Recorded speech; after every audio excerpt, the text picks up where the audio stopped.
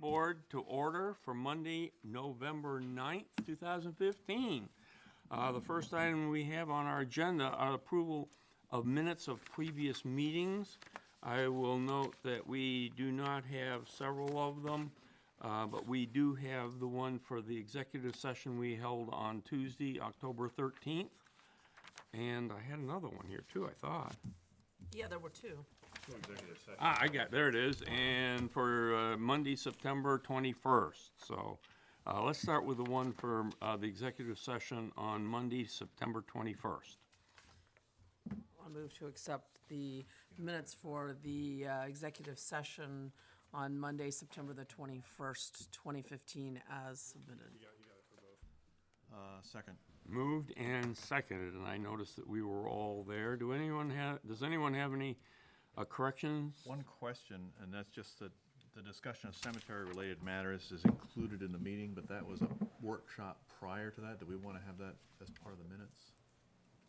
Executive session minutes? No, it just says executive session meeting minutes immediately following select board workshop with the cemetery committee. But no, down in the body of it, it says. Right. Did I miss that? Oh, discussion of yeah, we should take that out. Yes, strike that. It was a workshop prior to that. Right. So, but we didn't call the meeting to order at 5 o'clock. What did we do? No, we didn't. It was at 5:44. Okay, so, That's when you went into executive Yes. session. You probably called it to order at 5:43, if I'm remembering properly. Yes. so. So the time of call to order should be 5:43.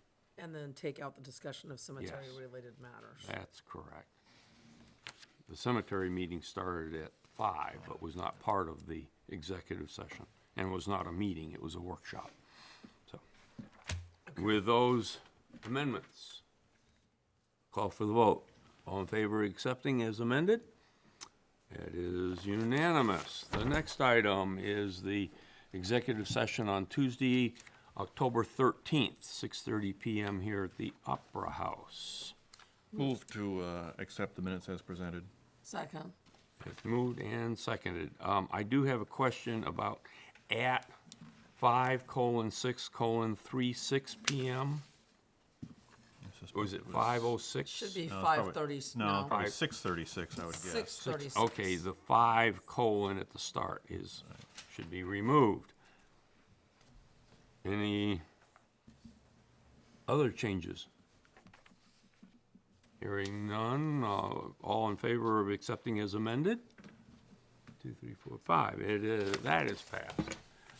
The next item that we have, we will table the other items under the approval of minutes. The next regular select board meeting will be Monday, December 7th, 7 PM here at the Opera House, and it will be televised and streamed. Note, this is 1 week earlier than our normal meeting night. Announcements, most of the all the announcements are in the published agenda for the meeting. I have only a few that I wish to actually read out. First, the winter parking ban will commence November 15th and extend through April 15th. On-street parking from midnight to 6 a.m. There will be no on-street parking from midnight to 6 a.m. Illegally parked cars may be towed in the event of a snowstorm or if the police determine the vehicles are posing a threat to public safety. Additionally, the Beauchamp Point Scenic Byway, Glen Cove Rest Area, Marge Jones Recreation Field, and the Kramer Park will be closed for the same period. The Rockport Town offices will be closed on Wednesday, November 11th, in observation of Veterans Day. The Rockport Town offices will also be closed on Thursday, November 24th and 25th, Friday, November 25th, in observation of the Thanksgiving holiday. At this point, we expect the Rockport Public Library to be closed from Tuesday, December 1st through Friday, December 4th, due to the physical relocation of the library to 485 Commercial Street. That's Route 1. And also, the Rockport Town offices will be closed Thursday, December 10th from noon to 1:30 for the annual Town Employee Appreciation Holiday Luncheon. And a couple of other corrections I need to mention. The Pathways Committee meeting on Wednesday, December 7th will be at the Rockport Town Office, not over in Camden. And the Cemetery Committee on Wednesday, November 18th will commence at 9 a.m., not 8 a.m. as written. Yep. You put the wrong Thanksgiving date. Yeah, that's, What? it's the 26th and 27th. Oh, You said like the 24th You're right. and 25th. you're right. And I have something else I want And to I add. really tell you, there's several of us who read these things through and it's just, whoa. Okay, the town offices will be closed Thursday, the 26th, and Friday, the 27th. So the planning board meeting, and I want to check with Jamie. Oh, there he is in that corner. The MUBEC meeting is the one that's going on November the 18th. Okay. So it's not a regular planning board meeting. It is, you've invited, I'm sorry, I cannot. Carmen, I can see her face, to come in and speak about MUBEC, and you've invited ORC and the planning board and us, I would presume. I don't know if. Correct, and since I was out a little bit last week, I didn't realize it, but the planning board deadline is passed, so there's nothing else on the agenda. Okay, so that's what next Wednesday's Okay. planning board meeting is the MUBEC meeting. But it will be here and it will be televised. At the regular time, yep. All right. Is that something you want us to attend, even though we've already got the presentation? If you've already been to the presentation, you're welcome to come. It's an open public meeting. Anyone interested in the MUBEC? I just didn't know if it was gonna be additional new stuff. No, I think it was planned mainly for people who missed the We missed first one. The first one, Yep. okay. Yeah. Well, and we have a Midco Solid Waste meeting that Yeah, night, that's right. so we won't be able to make that. You and I won't be. Yeah. The rest of them can come. Or they can come to the Midwest. It's 5:30 Midco and then Solid- 7, you got time. Yeah, that's true. Yeah. Plenty You can of skip time. supper. I'm going to continue right ahead here. And the Ordinance Review Committee is going to have their first meeting on Thursday, November 19th Correct? at 9 a.m. Correct. over at the town office in the Richardson Room. All right, we've got those done. Now, I've got to get to my next thing. Upcoming workshops, I am pleased to announce that there will be a joint meeting with the Camden Board of Selectmen this Thursday, November 12th, 6 p.m. And it's not at the Washington Street Conference Room, it's in the Turner Hall, on the second floor of the Camden. Tucker Room. Tucker Room, the Tucker Room, on the second floor of the Camden Opera House. Committee openings are listed in the agenda for those who wish to, and we really encourage people to apply for these. Agenda changes. Do we have any suggested agenda changes for this evening? No? Hearing none. Public comment. Public comment should be directed at issues not under discussion on this evening's agenda. Comment from the public will be welcome prior to each agenda item. Further comment will be granted only by permission from the board. All public comment should be brief and to the point. Do we have anyone wishing to make some public comment tonight? Seeing none, I will turn to the town manager's report. It'll be short and sweet this month, you'll all be thankful of. The infrastructure projects, not knowing what the weather was going to be, I couldn't get an answer out of our resident weatherman. But the Mount Pleasant Street, we put on hold because the engineering was bringing us into a time when if we started to bring in more material lifts and do all that work, it could have been that we were working in freezing conditions, and that wouldn't have been best for compacting the material that we needed. We need to remove material, put new material in, compact it, and put it all back. And we just were worried about the weather. I mean, the way it is now, it would have been okay, but we had to make that decision a 3 weeks ago. So we opted to just wait until the spring. We had done some additional work on that area, on the drainage part, going up, as you go up the hill where it's the worst. We had done some work last fall, and then this spring we did some more drainage work there to get water away from that spot where it's going under the road. So it should be better this year, and then we'll finish it up next spring. As you know, the fiber optic project is moving forward. We have a meeting coming up, is it the 17th, I think? The 17th? No, No.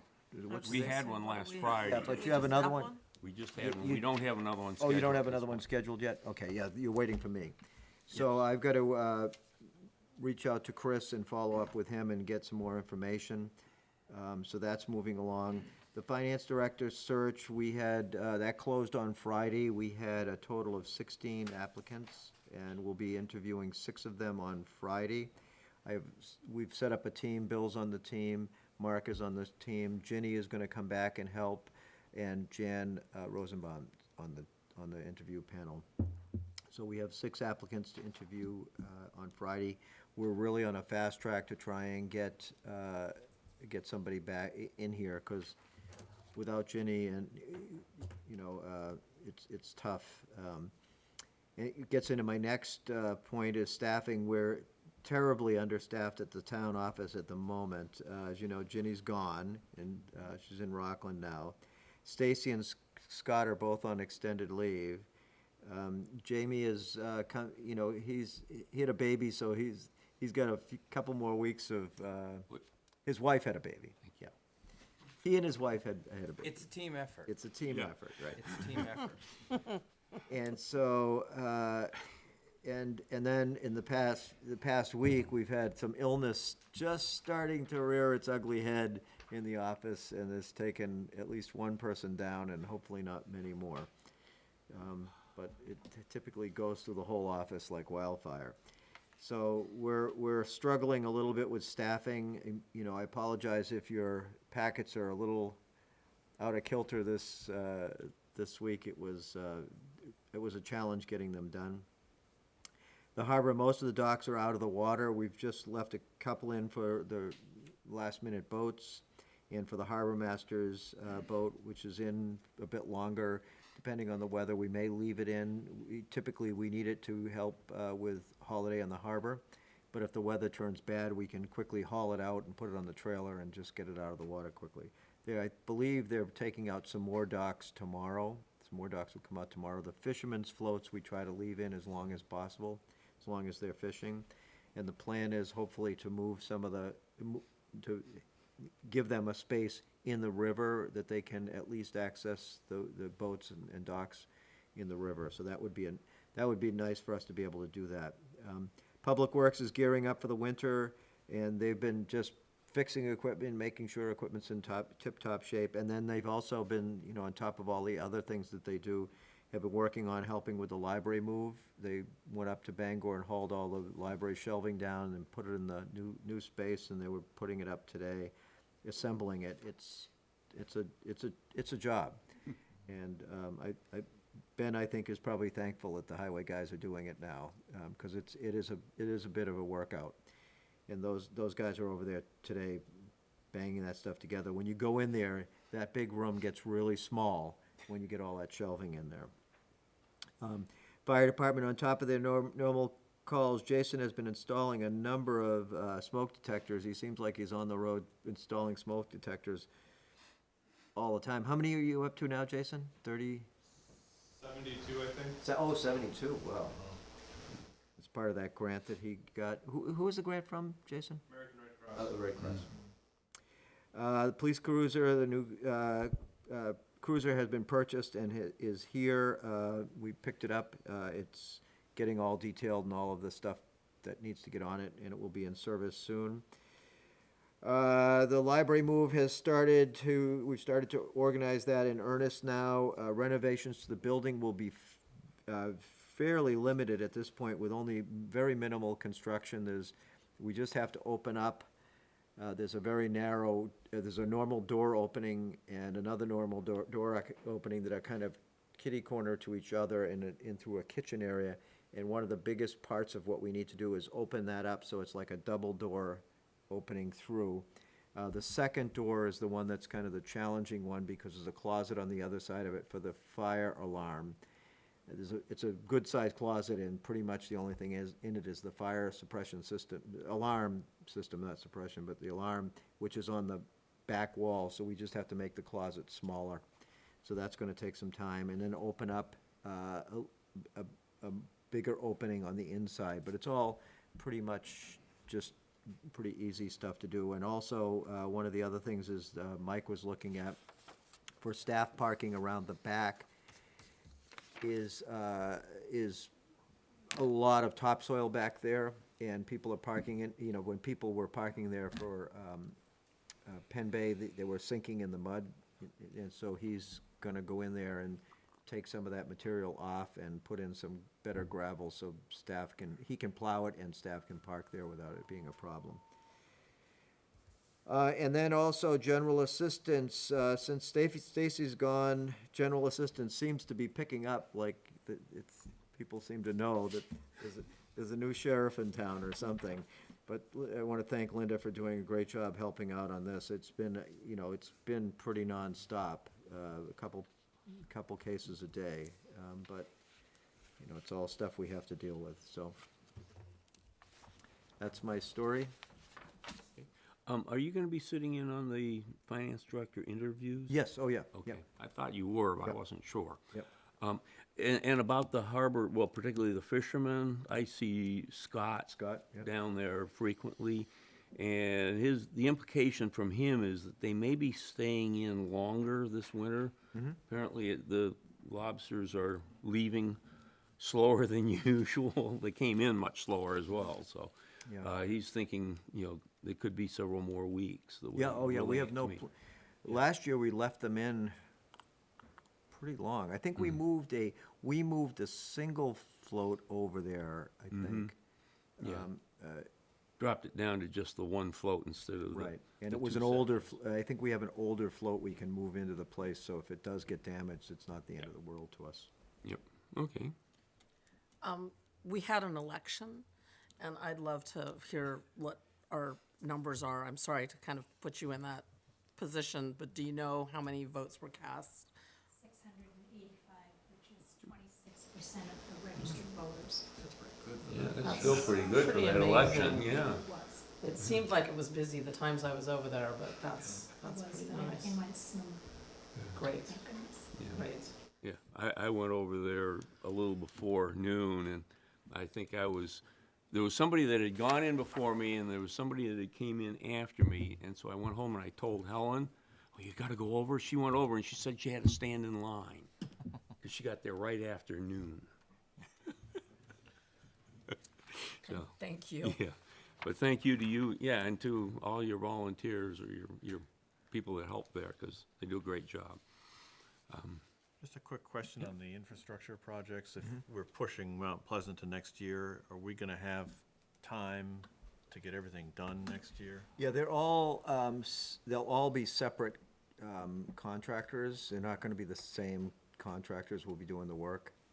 The two, School Street and Summer Street will likely be the same contractor, but it'll be a different contractor for the high sidewalk. Mount Pleasant is just, it's a different, you know, I doubt if it will be the same contractor. But the goal is to get those bids out, I think they were just saying just after Christmas, so that they have enough time to work up bids, and they'll have to keep the bids open, you know, the bid's good for a period of time through the next construction season. But the hope is that the bids will go out when people are looking for work, to book work for the next season. Is it necessarily different contractors, or because the nature of each of those jobs are different? The that it's nature of each- likely that Yeah, it's likely it's gonna be different contractors, because it's different kinds of work, you know, but I can't guarantee that. We've got, what, a bridge, a sidewalk, Right, a street. A roof. right, a roof. A The roof. fires, we have Fires. the yeah, money. no, in I the- was thinking yeah, primarily the roads, the different roads. Right, Okay. Okay. We could just pull the curtains down for about 2 weeks and say close for business. back yeah. up. Okay, any other questions? No. We'll move right ahead, unfinished business. We have none. Public hearing, we have none. Acknowledgement of gifts to the town, I have none recorded. I heard an intake of breath over here. Oh, no, that's me breathing. I just was gonna make a comment, Oh. that the 125th is doing well. I don't know whether there's a public announcement ready for that yet or not, but there are some contributions coming in from that. Yeah. Yes, the town is accepting public contributions for the 125th anniversary. They meet every Monday at 9 a.m., I believe it is. 1 p.m. The committee, the oversight committee, ad hoc that they are, but donations are welcome. I believe Legacy Rockport is also asking for donations for a similar project that they do not feel should be funded through the town, but they're also looking in, they're coordinating very closely, so those. We have no committee resignations this month. We do have 2 committee applications. We have Peter Hall for the Zoning Board of Appeals and Mark Schwarzman for the Investment Committee. And we have those applications. The first we have is Peter Hall. Peter, would you come on up? It's as much so the folks at home can see you and recognize the great volunteer. That guy, yes. I try to run him over frequently as he's out walking his dog, but I've always missed. I'm not sure you call it walking. Yeah, Dragging them with around. mine, it's also not walking. Okay, we have your application. I'm particularly taken by your comment as to why you wish to serve, and that 2 select board members coerced you. Matter of fact, you came by at my yard sale and handed me the application. And was I there before or after that? You have a garage sale. Listen, people, you have a garage sale, you're gonna get asked to serve. So with that, and we do acknowledge that you've served 6 years on the select board as well as 3 additional on the budget committee, so we're thankful for that. Do we have any questions that we want to ask of Peter? In seriousness, instead of our jocularity here. No, I would support this nomination 100%. Wow. Thank you for serving. I guess that's the comment. Is there anything you think we should know? Okay, just checking. Peter has been a long-term resident of the town, has been very active in many things, so we're appreciating him stepping forward again. So I would entertain a motion on this applicant. I move to, where's the little wording here? Next page. I move to appoint Peter Hall to the Zoning Board of Appeals with a term expiration of June 30th, 2018. Second. Moved and seconded. Any discussion? Having none, all in favor? That is unanimous. Thank you very much, you. Peter. Thank you. Thank you. Look forward to seeing you quite often in the future. I don't know, Not necessarily for ZBA. that, but maybe Yeah. in other areas. The next one that we have is Mark Schwarzman, who is applying to work on the investment committee. And we have his application in front of us. Mark, would you mind stepping up there?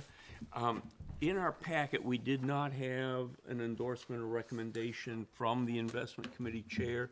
He's been out of town. He did ask Bill Freeman, who's the vice chair of the committee, to endorse or otherwise, and Bill did endorse, and I passed that around, realizing today that I did not, that it wasn't in the packet, that I forwarded that endorsement to you. And I'll also comment that Mark has volunteered to serve on the Finance Director Search Committee. So we are, we're getting a lot of work out of you. Gotta start somewhere. Yes. Mark comes to us with a lot of experience in the investment community. And with that said, I will ask if there are any questions that we wish to ask of Mark. I see you live right here in the village. That's good. Is there anything specific you think we should know? About you or about? Pretty well all down there. The experience looks good. Okay, there we go. We got a I have question a down question. here. Oh, yes. Would you entertain looking at our investment portfolio and seeing if it would be a disservice to the town by divesting out of fossil fuels and investing in renewable energies? Would that be something you'd be interested in just looking over for us? For me? convinced I would be the best person to do that, but I'd certainly be happy to help. Thank you. That's my question. Okay. And just anecdotally, because the people that step up for committee membership are a wide variety of people from all experiences. What brings you to Rockport, or brought you in the past to Rockport? It's a long story. When I was a kid, we have a friendship sloop, and when I was a kid, we came up, and it was in the time of Andre, so that was my excuse for coming back, and ultimately, Missed them by that. when we decided to buy, we actually covered a wide swath, but we wound up here, so. At least you didn't stop in friendship where you got the sloop. I'm sorry? Nothing. Way better than friendship. Oh, yeah, I would not, yeah, Yeah. no comment. I understand you moved from Minnesota, That was our last stop, that's correct. so you moved to warmer climates. Indeed. We always were In the winter, criticized for having a summer home in Maine and a winter home in Minnesota, but we solved that. We just come here now. Oh, good, very good, very good. Well, Mr. Chairman, I'm in a motion-making mood. I'd be pleased to make a motion to appoint Mark, and is it Schwarzman? Yes. Okay, no T in there. To the Investment Committee with a term expiring June 30th, 2018. Second. Moved in second. Any further discussion? No? I call for the vote. All in favor? That is unanimous. Mark? Thank you. Yep, thank you, and see you on Friday. Thank you, Mark. The next item that we have is the report from the Opera House Committee. We have the chair of the committee here this evening, Mr. Priestley. Is there any paperwork? Yeah, there was. Oh, there's the, okay, yeah. As I the- said, they were out of order. I know, You but keep going a that, couple you more know. pages and you'll I get know, there. that's There you go. Harbor. Mine and my No, book out of after order. that, too. I know. Oh, out of No, order. these are, this is where they came in. Well, There you go. That's it, the yeah. next couple pages. it's Sue's long-term stuff, There we go. Now you've got your Okay. way out. not to be confused with, How's the library committee and library, or not, Opera House Committee and, speak for the oh, why library. not go to the library? No, the Opera House is doing very well, and I feel like quite a bit has been accomplished recently. You're all aware of the recent maintenance on the building, paid for by the recent bond, which has gone very well. I understand, maybe Rick, you could help clarify in this a little bit. I think there's one piece that remains on that, which is the study of the HVAC system. Is that Oh, happening? no, that's been done. It's been The s- done, The okay. study has been done, and the furnace replacement is going forward. I believe it's gonna be done in the next few Yeah. weeks. Balcony chairs. Yes, it's been ordered. The- Probably 6 days for they get the furnace and then it's brand new work it in. The schedule of the The schedule so that it doesn't, that we're not without heat for any period of time. Hopefully in the next I'm not seeing old estimate. And the, and the controls piece of it will take place in the spring. We can put the furnace in with the existing controls and it will work just fine. And then we'll switch over the controls in the spring and go through the whole control system, which there was problems with the furnace, the actual physical furnace itself leaking and failing. And then there's also problems with the control system when it comes in particular with the AC, correct, Mike? It's more of a problem with AC than it is with heat. So the idea is that the controls we will be getting are the best quality, the best controls we can get with the money we have right now, with the idea that as technology changes for AC, the AC units we have here are in pretty good shape, but at some point, we're gonna have to replace them, that the new controls will be able to handle the new AC units when we put them in. And the hope is that the new controls will allow us to be able to, Mike or anybody who's authorized to do it, is to be able to monitor the system remotely or control the system remotely. And I think on that subject, the committee had a question about, it appears as though on the furnace end of things, the hot end of things, you're putting in two smaller units that have a sense of redundancy. And Yes. they cycle from one to the other? Yes. And so either one of those on its own could heat the building? Could keep the building warm. It wouldn't, you know, you're not gonna crank it right up and have enough water if one of them was down, but it will keep the building in a medium temperature from freezing out, so there will be a backup. That sounds good. Makes sense? Mm-hmm. Right.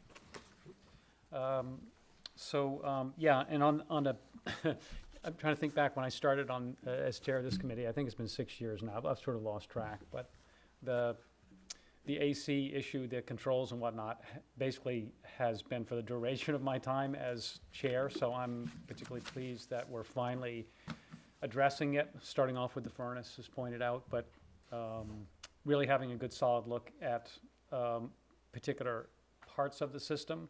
And I've been told by George Hazelton, whose company has worked on the AC for many, many years, that there's no question that there's plenty of capacity in terms of cooling, but we have a few pieces and parts to sort out. So I think that's going to be upcoming, it sounds like in the spring. Yeah, in the spring. Website has been fired up in the past really couple months. That's been a really great effort, headed up by John Veman. So that's also, yeah, go ahead. Make a plug for that website. What's the name of it? The Opera House, RockportOperaHouse.com. Rockport Opera House website. RockportOperaHouse.com. I don't think it's. Maybe not .com, what is it? I just wanted to let Just the, Google, I just wanted to let the people Rockport at Opera home House. know. Is it?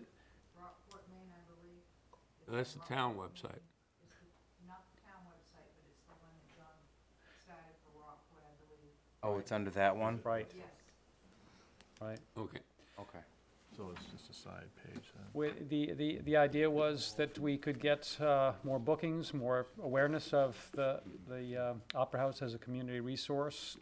It's where everyone turns now for their information, so it looks terrific. We're all pleased with it, and you know, few things to work out, but that's ongoing with any website. So that's recent work.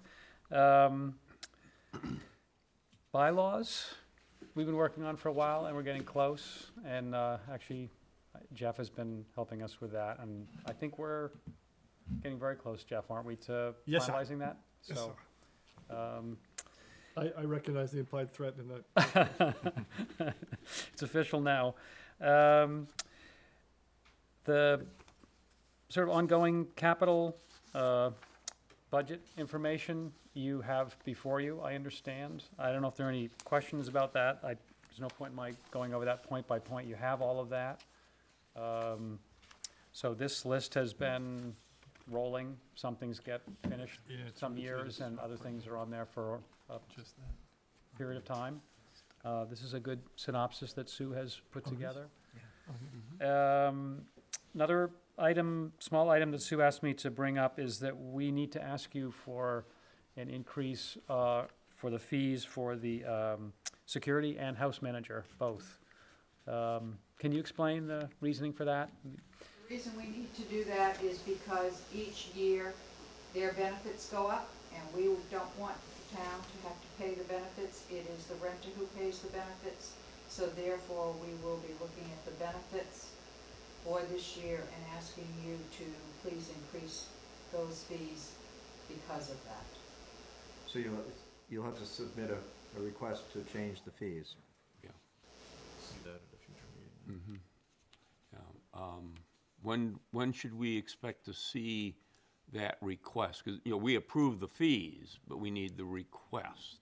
We hope, I hope our next meeting that we'll have it all done. Being minus our finance manager, so I requested it, but I know Ginny didn't have time to do it before she left, so we'll have to probably wait. Hopefully the next meeting, if not, it'll be probably in January. That's 3 weeks, I think, our next meeting, as I recall. We just need to make sure that we get that together, maybe can do it for us. Okay. That's all I had. Any questions? You go ahead, Ken. Yeah, where we had the bond this year, and obviously we're able to do quite a bit with exterior and interior of the building, are there any other big ticket items that are gonna surprise us at budget time, or are we in really good shape with having the bond to get all the work done that we've gotten done in the past year? Nothing immediate. I mean, again, on this list, there's some that are big ticket items, for example, seats for the balcony, but we've needed those for years, and there's nothing that's pressing on those, other than that's going to come up as they start to fail, or we get more complaints. Any item that appears on this list, but there's nothing that we have planned on the immediate horizon. The seats and the lighting are the theatrical lights are the next two big things. When you say theatrical lights, that's not part of the one here that says sound and projection finishing? No, No, It's Has- right above it. it's just lights. Oh, there it is. Okay. All right. I would like to make just a suggestion that when you look to replace the balcony chairs, when I was at the MMA convention, I happened to be speaking to someone, and they're an organization that works in coordination with the Maine State Prison, and they build from parts that get shipped in, seats, tables, shelving, things like that. And he implied that they can make virtually any kind, and that they might be, I'm thinking that they might be, because he was telling me, a lot less expensive than buying them on the open market. I don't know if I gave Rick the information about him yet, but I No, I know don't I think have so. it at home, and I'll bring it into him to pass along. Sounds great, yeah. Pass- It's just pass it along. another alternative. I don't know if they resource. make the kind of seats, though, that we would want upstairs. So we could always ask the question. Yeah. Yeah, we haven't really gotten into detail on that. Sue's done some preliminary pricing, but we need to get seat professionals involved, people who do this for a living. Has the committee thought at all about sponsorship for seats, as they've done in other venues? It has not come up, no. But that's a thought. Would that be a recommendation from the select board? Just, or- I would ask the committee to, Yeah. I mean, Yeah. the committee will know better than we do whether it's a good idea or not, but I know it's been done at other venues, and it's a way to raise money for seats, so. Yeah, And that's what they did upstairs with the seats, the blue ones. When they redid the Opera House, they had what was it? Linda knows more about this than I do. A lot of people would donate money to buy one seat, and then they put a plaque on the Yeah, back that's what I'm Yeah. talking in about. memory or I've seen those appreciation. And a lot of people are really happy to do that if they've been coming here for years. so, I mean, I heard mention of the centennial. Probably that time frame might be a little too rapid to consider tying those two together. Yeah, okay, all right. Okay. And then I had a question about the stage curtain, the cleaning. I don't see any date when you expect that would be, like the sixth item down. Stage front curtain cleaning, 10,320. Do you have an estimate on when that will need to be done? We have not talked about when. Again, that's been on this list for some time now. It hasn't been pressing, trying to prioritize other items. It's just something that'll happen eventually. So when does it fit in with the town's Yeah. budget, basically? Yeah. We've on this select board has had a lot of success in trying to put together 5-year capital expenditure plans, so that we know when we have to raise money for things, or, like the case with the material that we took out to bond a year ago. Yeah, It works better. So, Mr. Chairman? Yes. Through the marvels of the internet and live streaming and everything, I got a text from John Veman saying it's rockportmaine.com is the overall site. Right. It's the first one. And then you can also get to it through rockportoperahouse.com. That's what I thought. Is more of a direct route. Will bring you directly to that page on the site. Thank you, John. okay, any other questions? all right. Thank you very much. Oh, wait a minute. No, Oh, it's wait. all good. No, go It's totally. I just $400 per chair. Yeah. Yeah. Wow. That's cheap.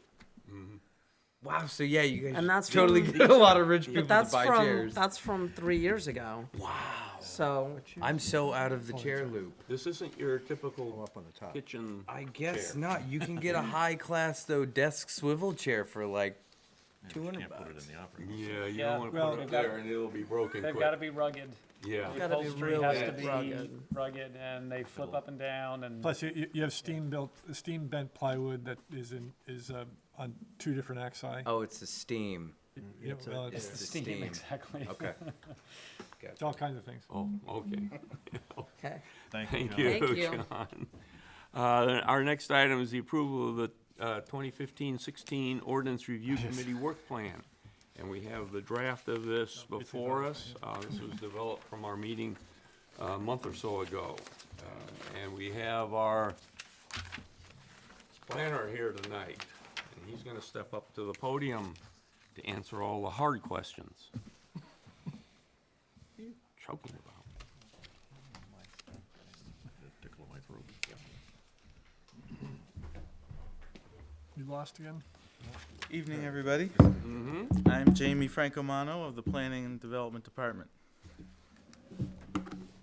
As you may recall. Yep. We got that. He's had so little sleep, he's Yep. reminding himself who he is.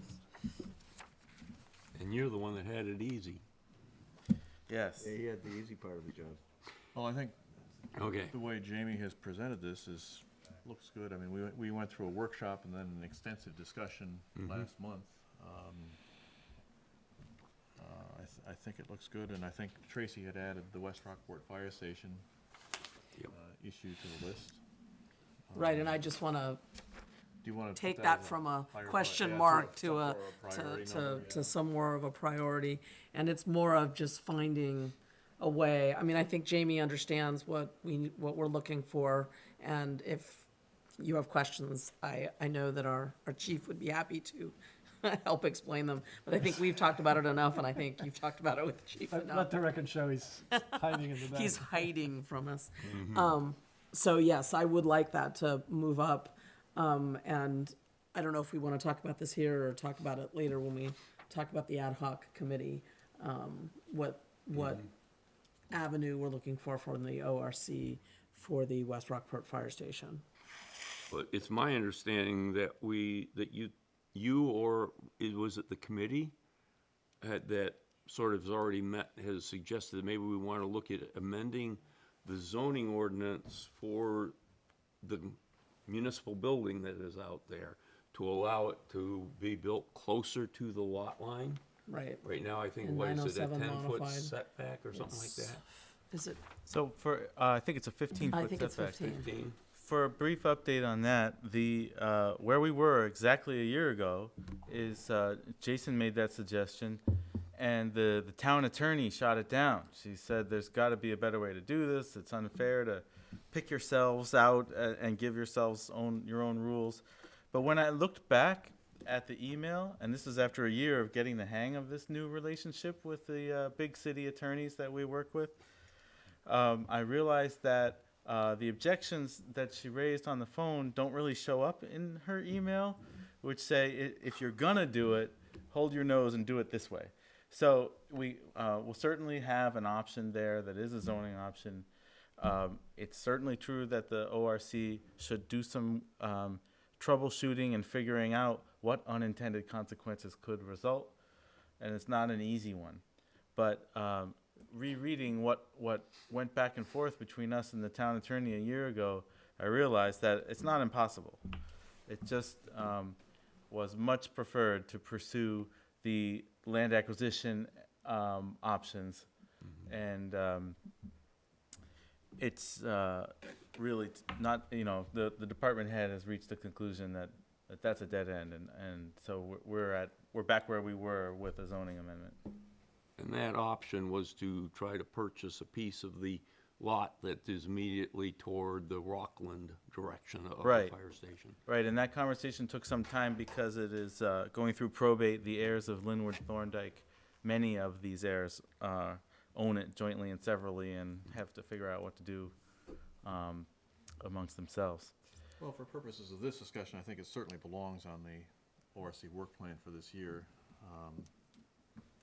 And it deserves more than a question mark, I guess. I don't know how Okay. You want to prioritize that. That's what I thought would be an objective of the select board, to go through and make sure that these are ranked in a priority that's acceptable. And then the who's on first question, which we discussed at great length last month. Basically, who do you want to kick this off? Who's the first group that needs to have an idea to get the problem off center? And so if there are any glaring errors, especially in the top half of this list, I was just hoping to kind of catch that now before distributing this in advance of the ORC season, kickoff later this month. I would suggest that this should fall to the ORC itself. It is a zoning issue, and they are typically the ones that deal with it. Okay.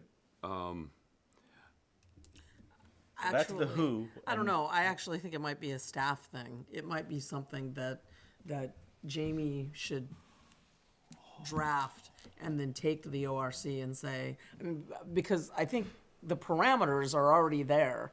We've already talked about those. So I don't think the ORC needs to draft parameters. I think that perhaps Jamie could do that draft and the ORC could vet it and say, here's, We're on the same page. right. I mean, I just don't think the ORC needs to write something. I Oh, think yeah, it's more right, of, they would vet whatever Jamie would come forward with and kind of think through all of the Okay. what-ifs that might be involved. And just to be clear, we're talking specifically about the West Rockport. We're talking about 907 modified and municipal buildings. So what happens, I suspect that the ORC, in its many years of writing ordinances and land use ordinances, is going to call us crazy. Because it is, the prime example of spot zoning. It is, it is all those things that the attorney brought up, which is, well, how come you guys get to go and encroach upon the neighbors, even though you are making things less non-conforming in that realm. And if we have any relationship problems with the neighbors anyway, can we buy this? No, we can't. Well, guess what? We're going to move something towards you. That's not a good position to put ourselves in. So I would think that because of those 20-pound sledgehammer nuances, that we might want to start with the ORC in this particular case, rather than going, here, we wrote this, what do you think? Well, typically, it's the staff that writes the suggested modification and then gives it to the ORC. At least when I was on the as This might liaison. sound like positive spin, but I think all three of you said the same thing. Yeah. Which is, Staff slash I just need to ORC. know who's the audience when I'm drafting and writing a memo. Is it the select board, the planning board, or the ORC? Yeah. And then it's very likely that the ORC will have strong opinions about it, but at least it's on their menu, and they can put a ball on a tee for the select board. And I just need to know, which is the threshing floor. It's the ORC and not some other group. Yeah, I don't think the planning board has anything. Yeah, I on think this. it makes sense to, Yeah. you know, And we would expect to have that come back to us in the spring, so we can put it on the June warrant with the intention that if the rest, if they come back with a recommendation to make that modification for municipal buildings, it's still up to the rest of the town to vote Right. yes or no. That's the smell test Yeah. later. There is in the the public, process. there is the public safety piece of it, that there's the broader benefit that the fire station being able to house the right piece of equipment there has a broader public safety benefit. And, this is one way to do it. Another way, which isn't very pleasant, municipalities don't like to do this, but we could just take the piece of property we need, and by eminent domain, that's never pleasant. It's never a good way to go. So this is a less painful way. And ultimately, if the property owners do decide, I would suggest that it would be in our best interest to seriously look at that piece of land. If they do decide, it would benefit us to just own the piece of land, the whole thing, and figure out, how we could use it over time. But at least we'll be able to get the work done and house the the truck in the building correctly, rather than the way it is. We have, what, 6 inches on either side of the, No. 6 Yeah. total? Right. I mean, Yeah. obviously, it's The not other, safe. the other piece of this is the ad hoc West Rockport Fire Station Committee is working on this too, so there's a lot of pieces that have to work Yeah. together. Right, but that group, that's when we got together, that's the first thing we wanted to move forward, was the potential zoning change. Because that would really change the current steps forward. And I mean, I'm presuming we've got more to talk about this. Yeah. And Jason's gonna wanna do that when he gets to his point, or, but, For this, how, do we wanna move it up, or do we just wanna make it number 9? I don't want it to fall off of the list. Well, it should get a number, definitely. And Yeah. I'm looking at the list too, and I'm seeing, there's several that say PB, meaning the planning board gets first crack at it. And my thought is that as the ORC begins to meet, they're gonna start to work on the stuff that's their first call for, basically, and they're gonna have to wait for the planning board stuff. So naturally, the ORC stuff is gonna rise earlier, I would suspect, which would include this topic. and looking at them, and I know we're not talking about it, but the ZBA jurisdiction, the comment is, no, don't move special exceptions to the ZBA. I would think that this actually should replace that one and let ZBA jurisdiction move down in the list, leaving it on, but making that more like number 8 or 9, and this one moving up to number 4 or 5, either before or after the private ways item. Works for me. Yeah, I'm fine with that. Okay?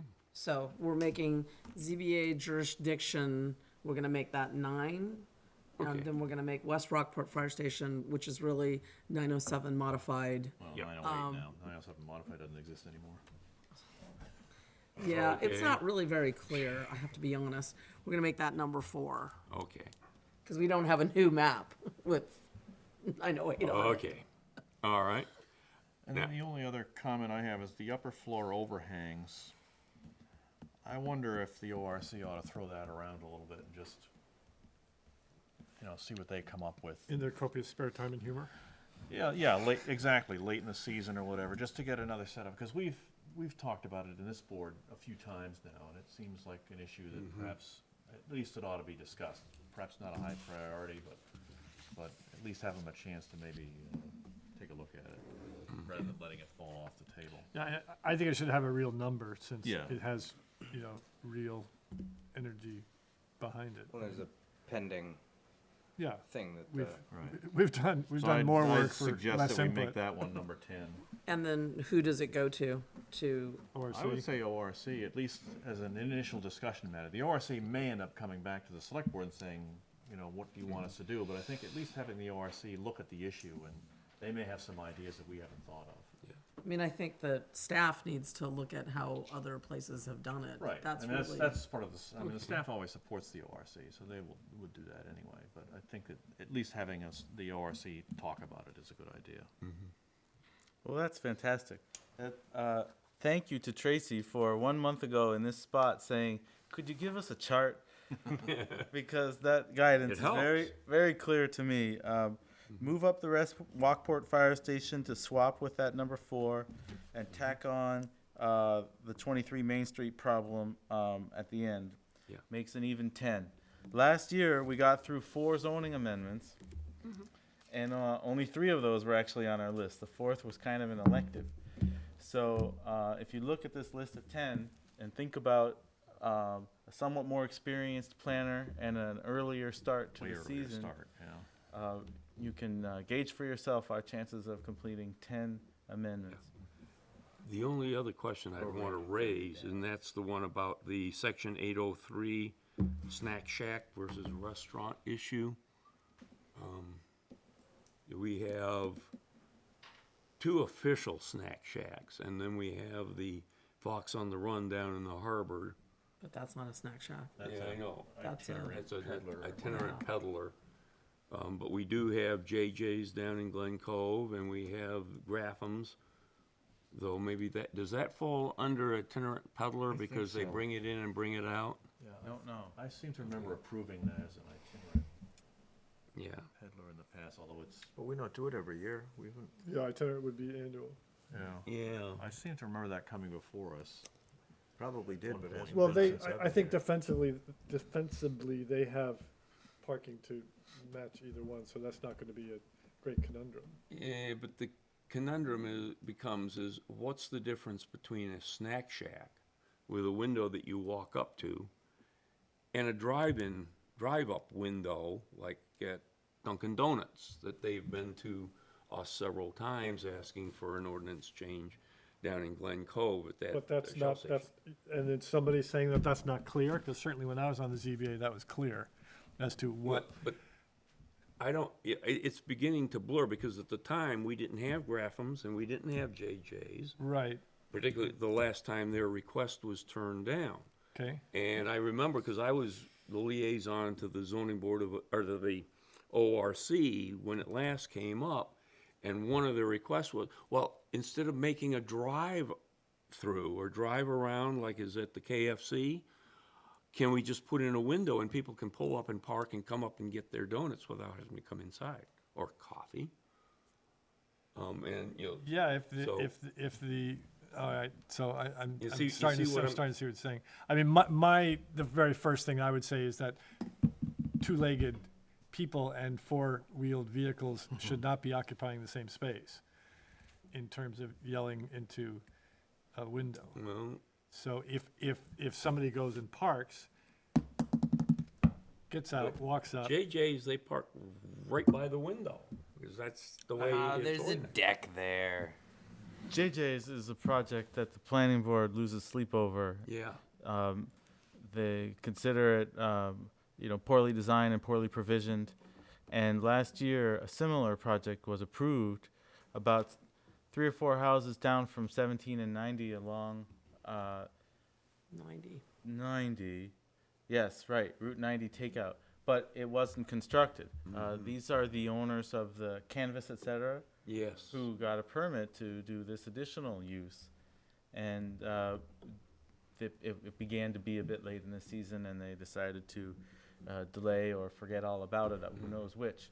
But at both times, the planning board found the standards of access and egress, the amount of parking. This question of a drive-through window did not come up, so that's good education for me. But they both found they found the standards on both questions really wanting, and there was no guidance in the restaurant. In terms of parking, it says a restaurant needs 25 spaces after a certain threshold. So they thought that was excessive, and so they took advantage of this waiver that's at the bottom of the table that says the planning board can basically cut out as many parking spaces as they want, but they don't want any results like JJ's again. Okay. And similarly, not so happy with the one that just got through on the same principle. So Okay. that's why it came up. I'd like to make a suggestion and see what the rest of you folks think, is that we put this on the list, but give the responsibility to the planning board. They're raising the question and ask them to tell us what the language should be. Okay. Particularly if they think that, like you just mentioned, the requirement for 25 spaces for a restaurant is excessive. Do they want to clean that up and change it? What do they want to see in the ordinances relating to snack shacks? And when does it become a snack shack and not a drive-up or drive-through? Great. Now, that's my suggestion. Are we? I was actually thinking along the same lines, if you give it to planning board responsibility and make it number 11. Terrific. I don't know, honestly, if the planning board will, there were only certain people that had significant problems with this okay. last year. I don't know if the planning So board doesn't come they to an may, agreement, they then- may have a different attitude at this point, or they may not be as worried about it as Fired they up. might have been. In which case, they can come and tell us that. Right. Yeah, if they It's come really to the not that conclusion issue. that it's not as big an Yeah. issue as they thought, then that's the answer we need to have, or Yeah. whatever their answer is. Well, let me remind this board that many years ago, the last time that a drive-through ordinance and a drive-through exception went through, it passed by one vote. And, or it went whichever way it went. No, it passed because a certain member who was chair of the ZBA at that point didn't get down to vote, and he would have made it a tie vote. So that would have been Kentucky Fried Chicken. Oh. But it was hotly contested, hotly contested, and there were. In my there opinion, were I thought people they who were thought- before that ordinance. No, Oh, no, there were people who thought that, damnation was right around the corner. like putting a Dunkin' Donuts in downtown Camden. I'm sorry. I'm being- Whatever. But in any event, They it's, can slap me on Thursday. they might. Okay, well, It has some history. Okay, so Okay. we're saying 1 through 11, that includes the snack shack Yeah. going to the planning board, but not the one right above it. but not the cluster development. Well, that's staff stuff, and I don't think that's a fast turnaround kind of thing. Okay. Are there any others that we think should be actively pursued? I think it's a pretty hefty load. Yeah, Well, I mean, it's split. it is, but at the same time, things like MUBEC are education, and then a yes, no, Right, yeah, that'll You know, that'll be a quick yeah. one for that's the not ORC, like yeah. months of work kind of thing. It's a lot of stuff. but- Mm-hmm. And the same thing, well, sewer ordinance, I know that Scott's already done some work on the sewer ordinance, and I know you guys are gonna get together and work on that, so it's a lot of work, but I think it's more of a subset kind of Good, work. that won't happen. So, I'm kind of going down it and going, the section 913 downtown, I think is pretty straightforward, the things we have to clarify, and there's a specific list of things that need to be taken care of, so that's pretty straightforward. The ZBA jurisdiction, we moved down, which could have a lot of conversation. The private ways thing, I think Jamie and Scott have a lot of input onto that, so that's not gonna be huge, it's gonna be clarification. Architectural review could be anything. It could be 10 minutes, it could be 10 years. Administrative. That's a planning board Right. driven issue. And I think we talked about at planning board that, maybe they've got 5 things that they really think need to be clarified, but they have to come up with that list and give them to Jamie to take on to ORC. So I think that's reasonable amount of work.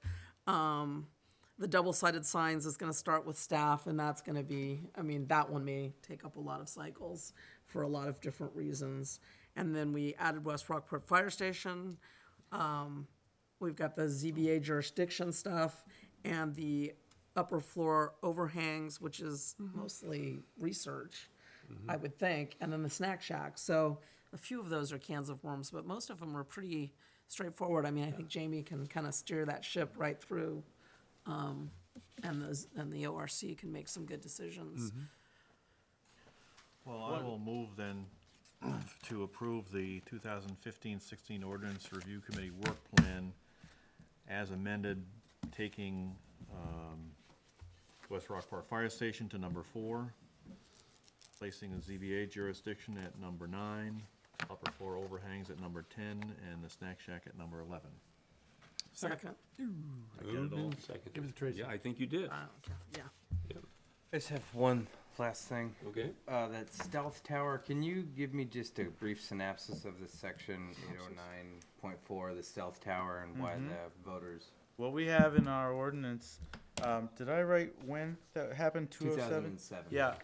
A cell tower can either be on the top of Ragged Mountain, or else must be co-located where there's already a tower, or hidden inside a building, hidden on or in a structure, like a church steeple or something like that.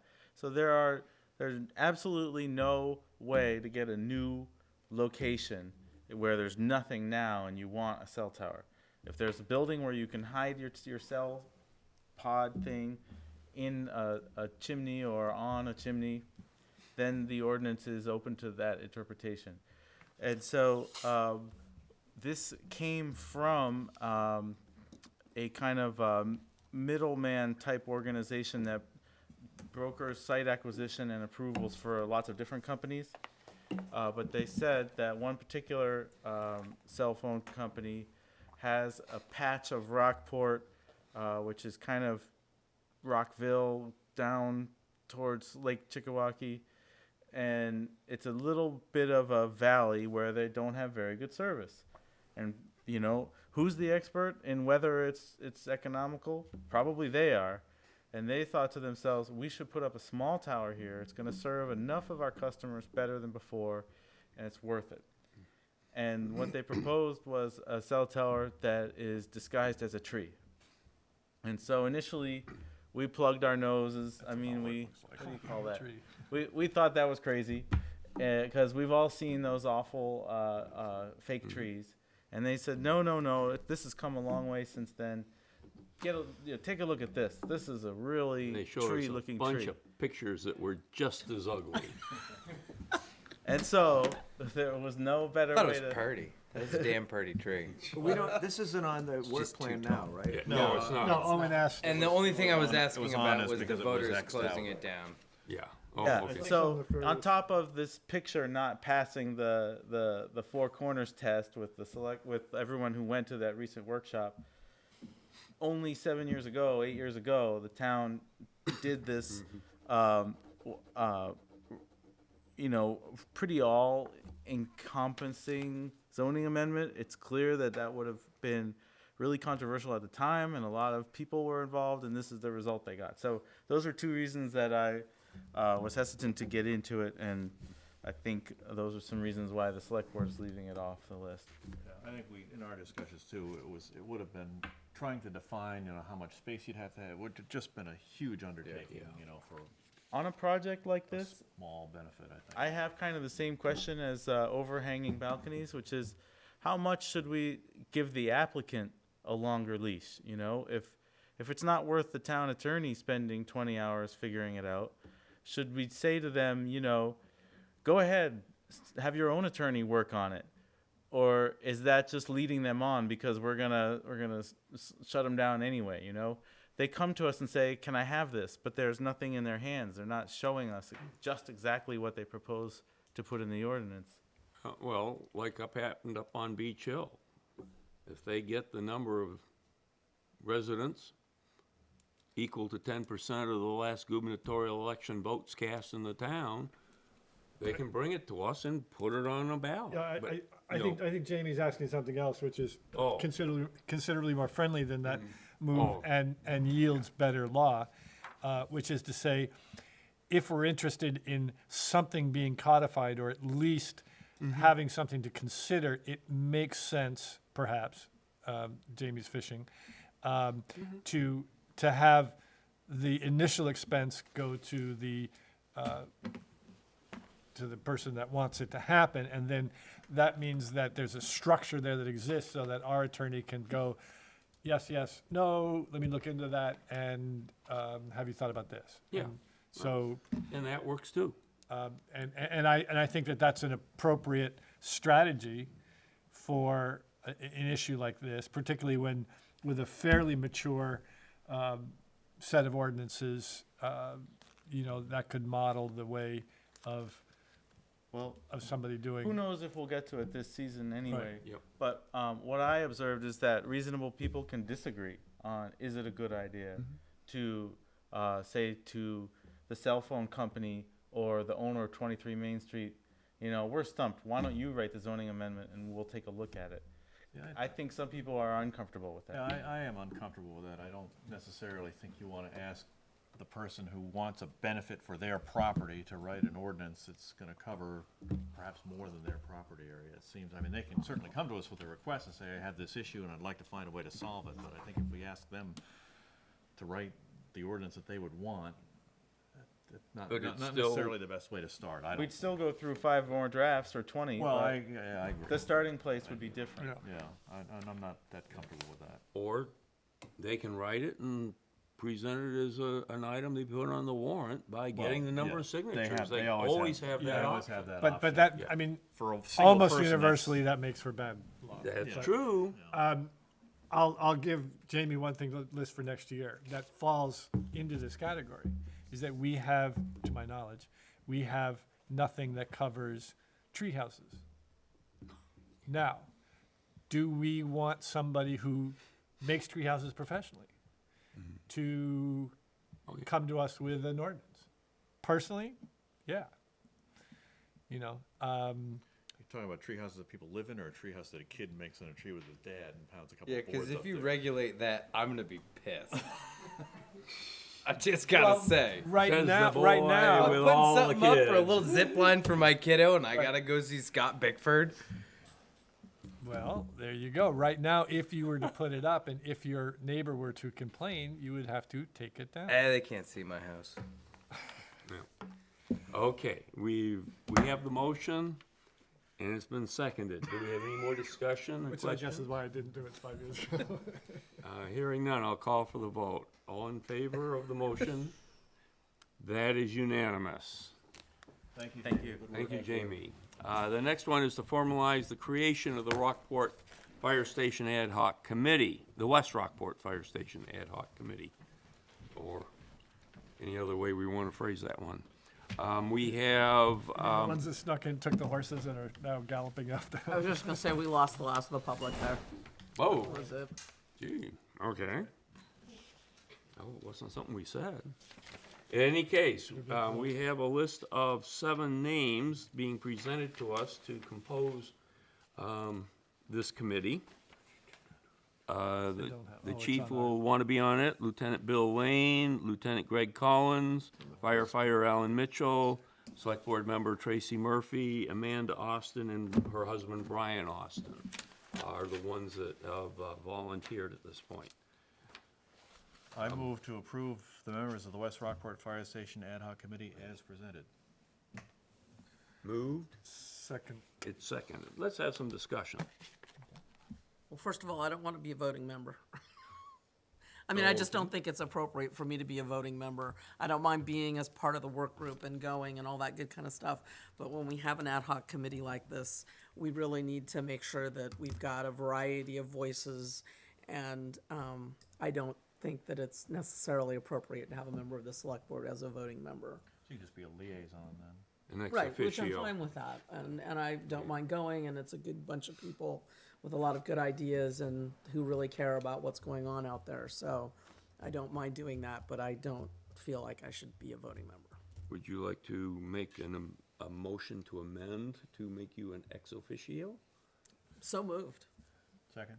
Is moved and seconded. This is taking her from being a voting member to really being like just like one of our other liaison. I don't know the technicalities. That puts it at 6. Do you try to No, have there's- odd numbers? There's a way to make it an odd number. Oh, don't worry. That can be the next step, I'm a okay? no pro with this. Okay, I know.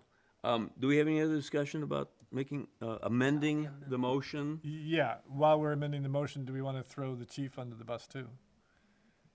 Should he be under the rig? Should he be I- a voting member or should he be guiding? I would Guidance. suggest that that's sort of a separate discussion. I think it'd be more appropriate to vote on this amendment and then discuss the Right. other. Okay. You know, if you don't, are you With all objecting? due respect, by the way. Yeah, without due respect. That's Okay, sort of- so okay. for All this in motion- favor of the amendment? This is effectively making Tracy the select board liaison ex officio, but still on the committee. Now, you were going to suggest another. Well, I very much want to have the chief at those meetings and providing guidance, but it would be historically appropriate to have that position not be a voting member on the committee.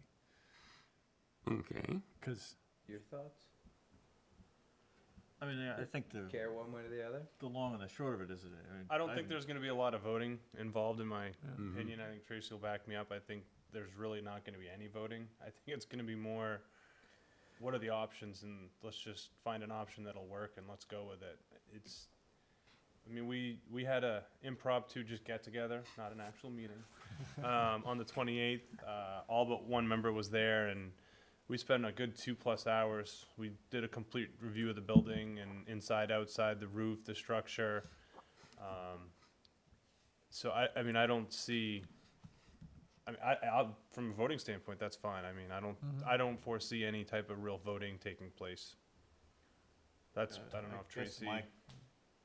my take on this, from what I've heard from conversation, is that this committee will likely come to a fairly consensus recommendation. I mean, we don't know for sure, I guess. I don't know if there are gonna be any hairline votes or anything like that, so. We spent a good hour going over options.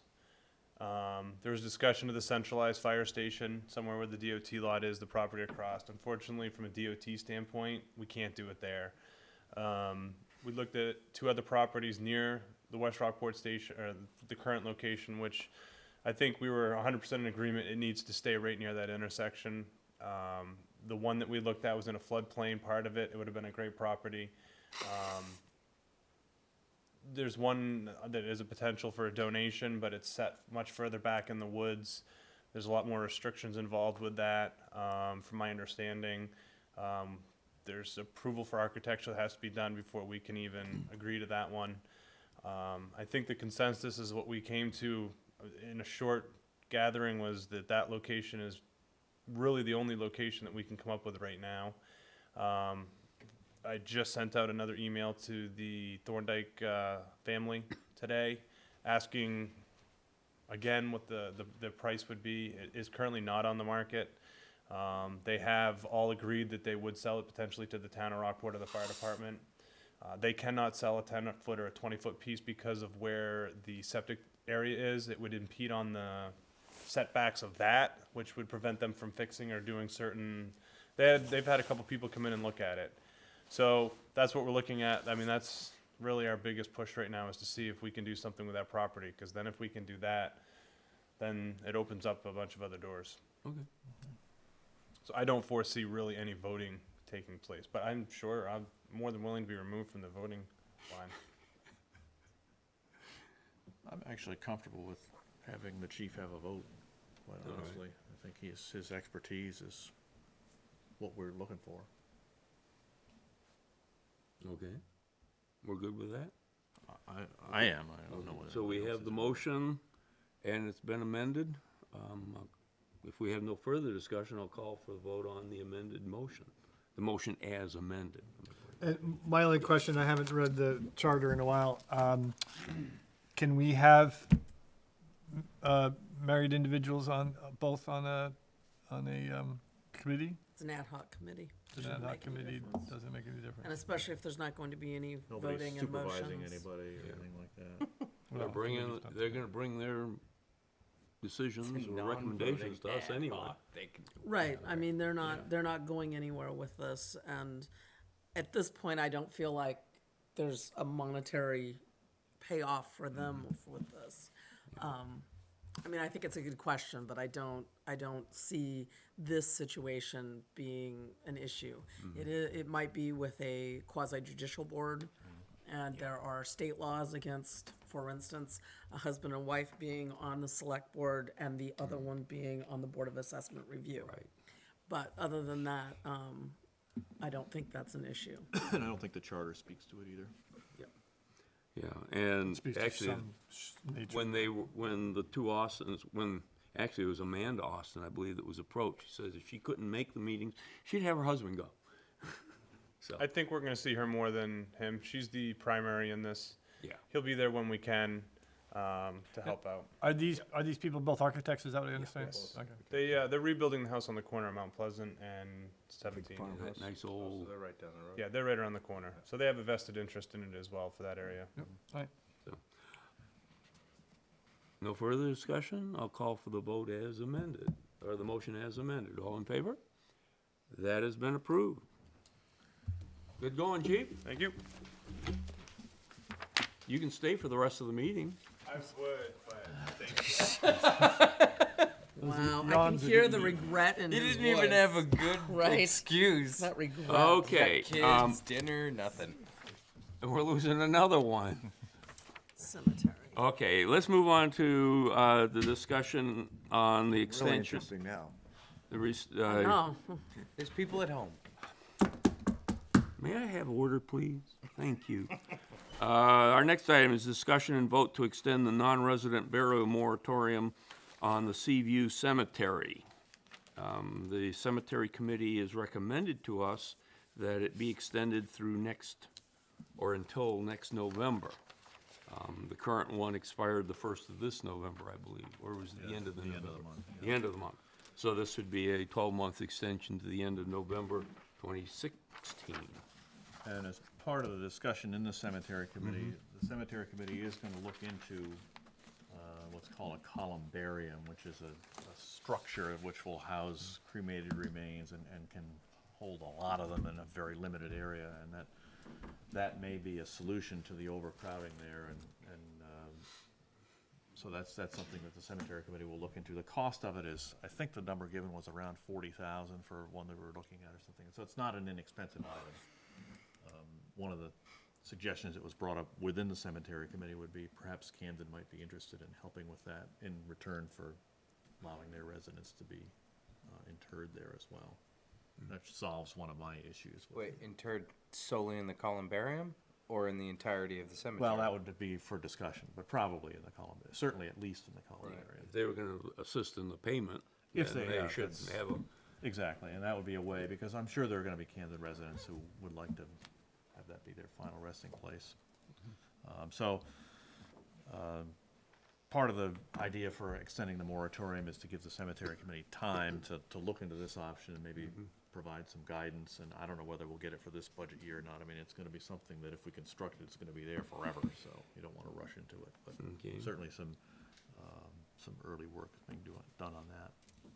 So that's the major thing that would happen between now and the end of this Right, additional we would hope, moratorium. I guess, Linda, I mean, feel free to speak up, Linda, as the chair of the committee, but I think, yeah, that's, for me, that was helpful in saying, well, we're not just putting the problem off another year, but we're actually extending the moratorium with the purpose of finding another solution for the fact that we're running out of space there, and it's a very popular place. And personally, I think, you could construct a columbarium. I've seen them in other cemeteries, and they can be very attractive looking with some benches and some place to sit, and you could get it with a view over the bay, and it could end up being really very nice. You can make it really high and put a cellular tower in it. Not that it, not that it really matters. Is anyone from Camden clamoring to are they waiting on the committee to make a decision to get? Okay. Great. I've only had one person to ask about the cemetery lot and had to refuse them, but that's all. how would the cost of a columbarium compare with opening additional area? When we had the workshop, Mr. Farley indicated that, it would take some work. And I think those were, it was sort of vague as to, it would take work to open another section, but we have another section that we could open. How would this compare to that cost, The cremation section itself, there is a gully down through there, so that's gonna have to be all, have fill in there and graded. We do have space coming up the other way towards the road for full burials, which we need to expand as well. So we need to expand for both cremation and full burials. Okay. And the attractive piece of the columbarium is that you can get an awful lot of people in a small yeah. space. I know, okay. Very I'm sorry, attractive. it just hit me as wrong. It's like a block. I know, it just, It's very efficient. And I think Linda told us at the meeting that, or was it, I guess it was Julie at the meeting said, was it 70% of people are going the cremation route now? Yeah, it's, So it's that's where the becoming demand much is gonna higher. be.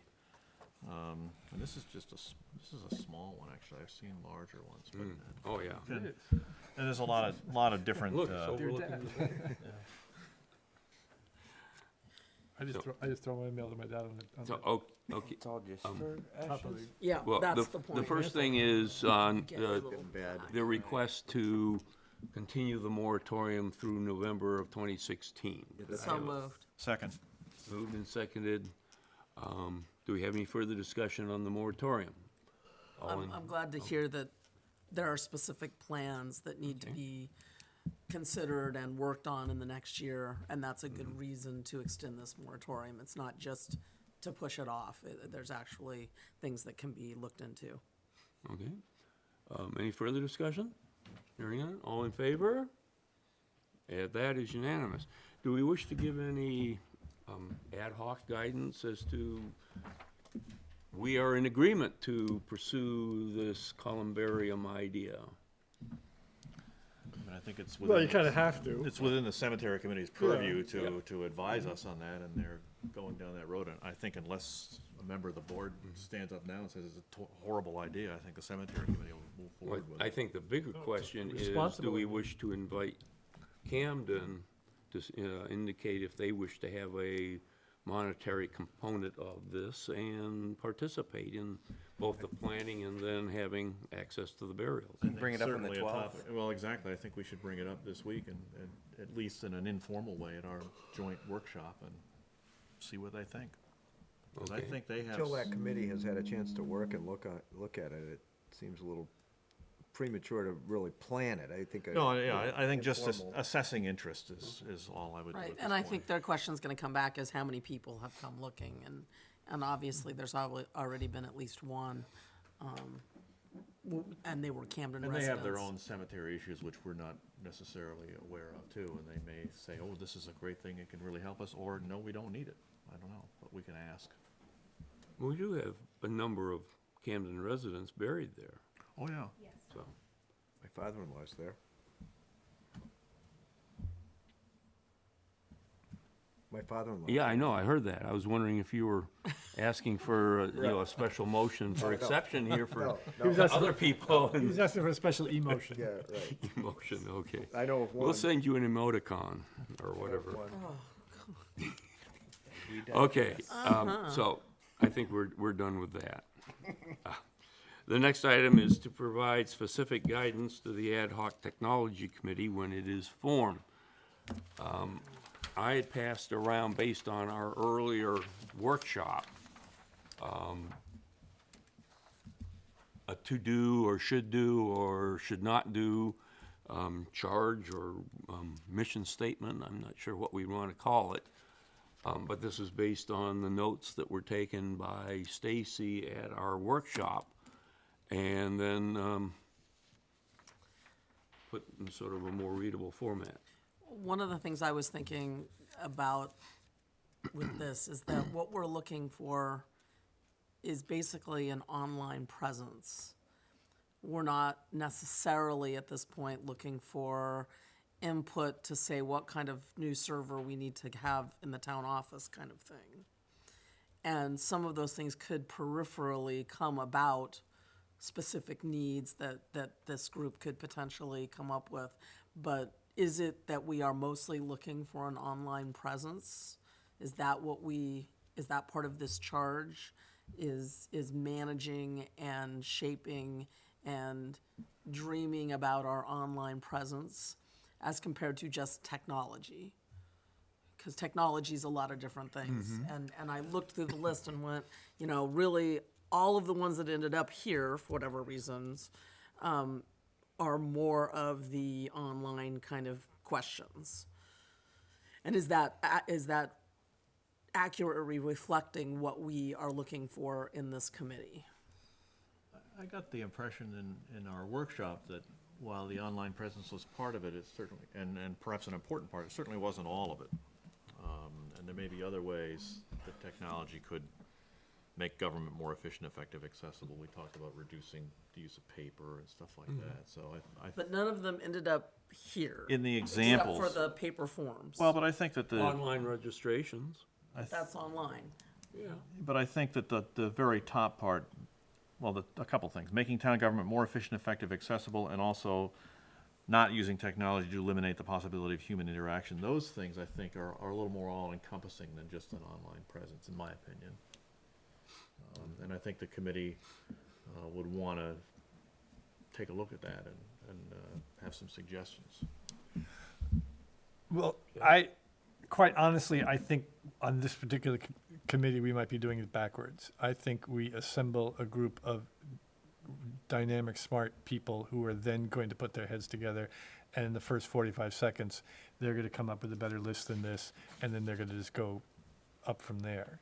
So, if we have concerns, yes, eliminate the possibility it's badly worded, but they should not use technology to ultimately eliminate the possibility of human interaction or providing public service. So if that's one of our guidelines, which is a fine guideline, aside from that, I think that the people who are at that strata of understanding of all things technological and who have a passion to help the town, they're going to start to come to us and push us and say, this is what we ought to do, 1, 2, 3, 4, 5, 6, 7.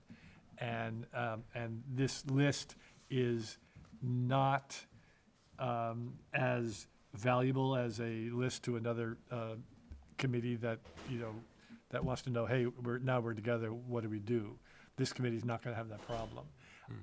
And it, the number 2 rule after don't eliminate human interaction altogether is, stay out of our way. So I'm not really worried about it. I would rather see our energy go to, putting our heads together individually and collectively and populating this particular committee. But I will agree with you, Tracy. I think primarily they will, in the short term, settle on online things, online presence, social media, things like that. But yeah, limiting them to that when maybe they have a great, hey, have you heard of the new whiz banger that you can put in the town office and all of a sudden everyone's stuff is connected. That's not an online presence, but it's something that would make us be more efficient. So leaving that possibility open, I think, is a good idea. And I think, to a certain extent, I agree, Jeff, but I think that this document reflects what we talked about, and if this is our committee, it's an advisory committee to us, I think that we should give them something like this, and I'm fine with this, quite honestly. And then if they come back and say, well, we want to move in a different direction, then that's what they're supposed to do. They're supposed to give us advice, and so I am fully in agreement with the fact that they can modify what we give them, but I think we have to give them something. I think one of the most important things we would need to do before we start appointing people to this is to talk about what the time frame is and what the product we expect to see out of it. So is this 6 months and we see a product? Is this 2 months and we see a draft of a product? What is it that we hope to get out of this?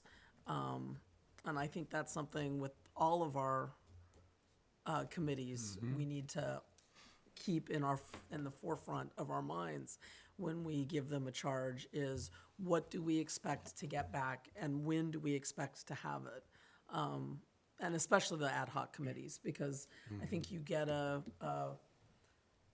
more committed volunteer when they know it's a 6-month thing. They're gonna jump in, they've got things they need to do, and in 6 months, there's a product, whatever we expect of them, that will be done in 6 months or 9 months or a year or whatever it happens to be. So I think it's really important that we have guidelines like that. Okay. I know that's the question, what is the product, but are we trying to get them to set up a Twitter, whatever, or are we trying to get recommendations on what their thought our best course action should be? I mean, I would be looking for a list of recommendations of here are things we think should be done. Okay, cool. And this is some sort of order we think they should be done. Because right now, we appoint these people now, we're already into budget season unless we start getting good response from them before we get deep enough into the budget, there's not gonna be anything in next year's budget for them. So you're kind of not in the best of places to be coming up with ideas that are going to cost us in time or money or resources. Yeah. So I think for this particular committee, I think we ask for a 3-year commitment, the expectation that they will be ongoing throughout that time. I think we ask for a first report in 2 months and then significant reports every 4 months thereafter. So every third of a year, they're pushing us. And in the first and 2 months from this meeting, they're giving us initial budget recommendations for the next year so that they can start to have see some improvement. Ken? I'm just wondering, 2 months is a little ambitious, I think, Mm-hmm. especially given the fact that we haven't been able to get anybody to fill out an application for the committee yet. We know that John Veman wants to be involved, but, I mean, I our shot you first- that email. Did you get that Yeah, email? right, I did, yeah. Because so Kim Slauson, that I believe you know, so he hasn't filled anything out. Well, he won't, he's moving out of town. The one that I got, I thought he was gonna be awesome, local boy, wicked tech savvy. He's moving out. He is awesome, but yes, I'm gonna supposedly helping him move in a couple of weeks. How far? Oh man, well, Thomaston. So do we care? grab that. I have to say, I don't know if he's gonna have time. He's Okay, taking on but- some other but responsibilities, so. In the abstract, do we care I do. that he's not from Rockport I anymore? think that it's important that we always recruit from in town first. I do. But, I'm yeah, sorry, well, we're- recruit first, you're right. Right, I mean, so oh well, that's my opinion. I have a hard time saying that it's perfectly okay to have the second person on a committee be from out of town.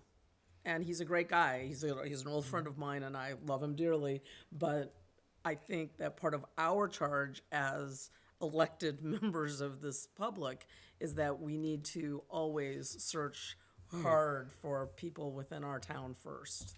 Okay, I would, yeah. I would spend that on my side to say, we owe it to our citizens to get the best result from any effort that we apply ourselves to. And I hear, I don't know who this person is, but I hear the word awesome, and I expect that, I am supposing that that has to do with his ability within the world of technology, as well as his ability to get along with people and get things done. And myself, I wouldn't hesitate a second to put him on as number 2, as a second person on a committee, because it's I don't serving, think we'll it's get serving him our to citizens. apply. No, I have to okay, be but, honest. but in abstract, somebody who comes with the, resume, Awesome. yeah, of awesome. Like, I That's could not put there by probably get- themselves. I could get Gus. I could pressure Gus.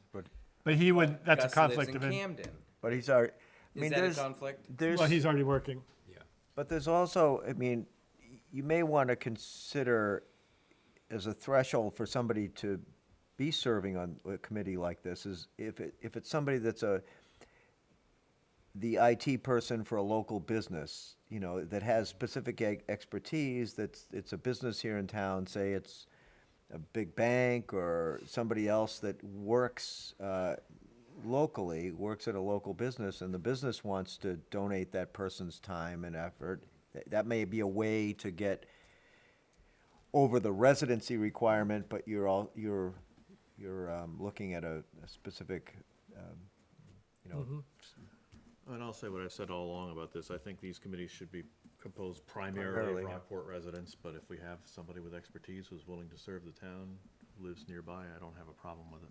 I think the caveat's always they can just be there in an advisory role and not vote on anything.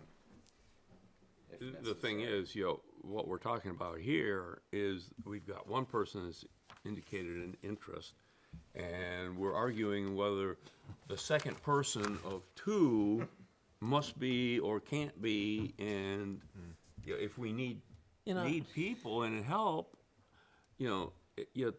we need to get out and recruit. If we recruit the members and they're all Rockport residents, well and good. But if we come up with 4 and we have a perfectly viable person brings expertise and is willing to do it because maybe they work here or, live nearby and, think that they want to move here, whatever their reason, we shouldn't just immediately turn them down. But we aren't at 4. We're not looking at for a 4, fifth. we're not. I mean, we're my down to 3. question is, We're not in even all- at 1 yet. in all honesty, I think that we can't start talking about deadlines, especially as soon as 2 months, when we can't even appoint anybody for a month. And right now, we have no applications. Well, I did that So- as a political move to whip our butts. So that by next, because Tracy brings up a very important point, which is that anything that has, budgetary consideration has got to be introduced early as early as possible. Well, and that's why in the time frame, I would say we have to choose the times of those reports to give us enough time to respond and potentially add things to the budget. So whatever dates we ultimately choose need to be at times when the town manager, or well, where we still have time to discuss it, and the town manager then would have time to put it into the next budget. And I think what, at this point, we're probably gonna have to do is just call for applicants and see what we get, what we can scare up in the next.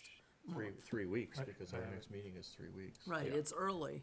Yeah. But, if we Okay. have one application, that does not make a committee. Right. Well, Okay. maybe sometime in the next week or so, either Rick, you can get out something in the press, or when the reporters call you, Bill, you can highlight that as the top part of the meeting.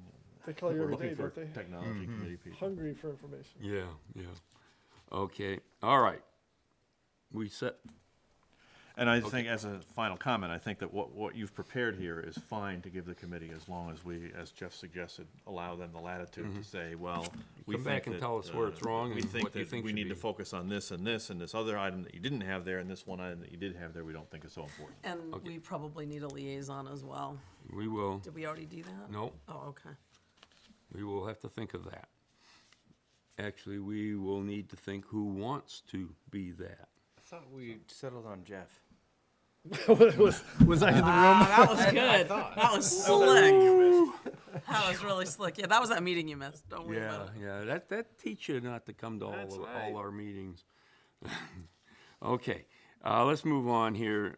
We held our pre-budget workshop last month. We heard what was being thought of by the department heads through Rick. Typically, around this time, we start to give him some specific guidance. And in, the rough notes that I had provided to you earlier, I gave you some examples of those. But it's to us to say, what are we looking for? Do we have anything specific that we want to tell Rick to consider in this coming budget? And with that, I will open the floor to discussion, and I got one person already walking away. So.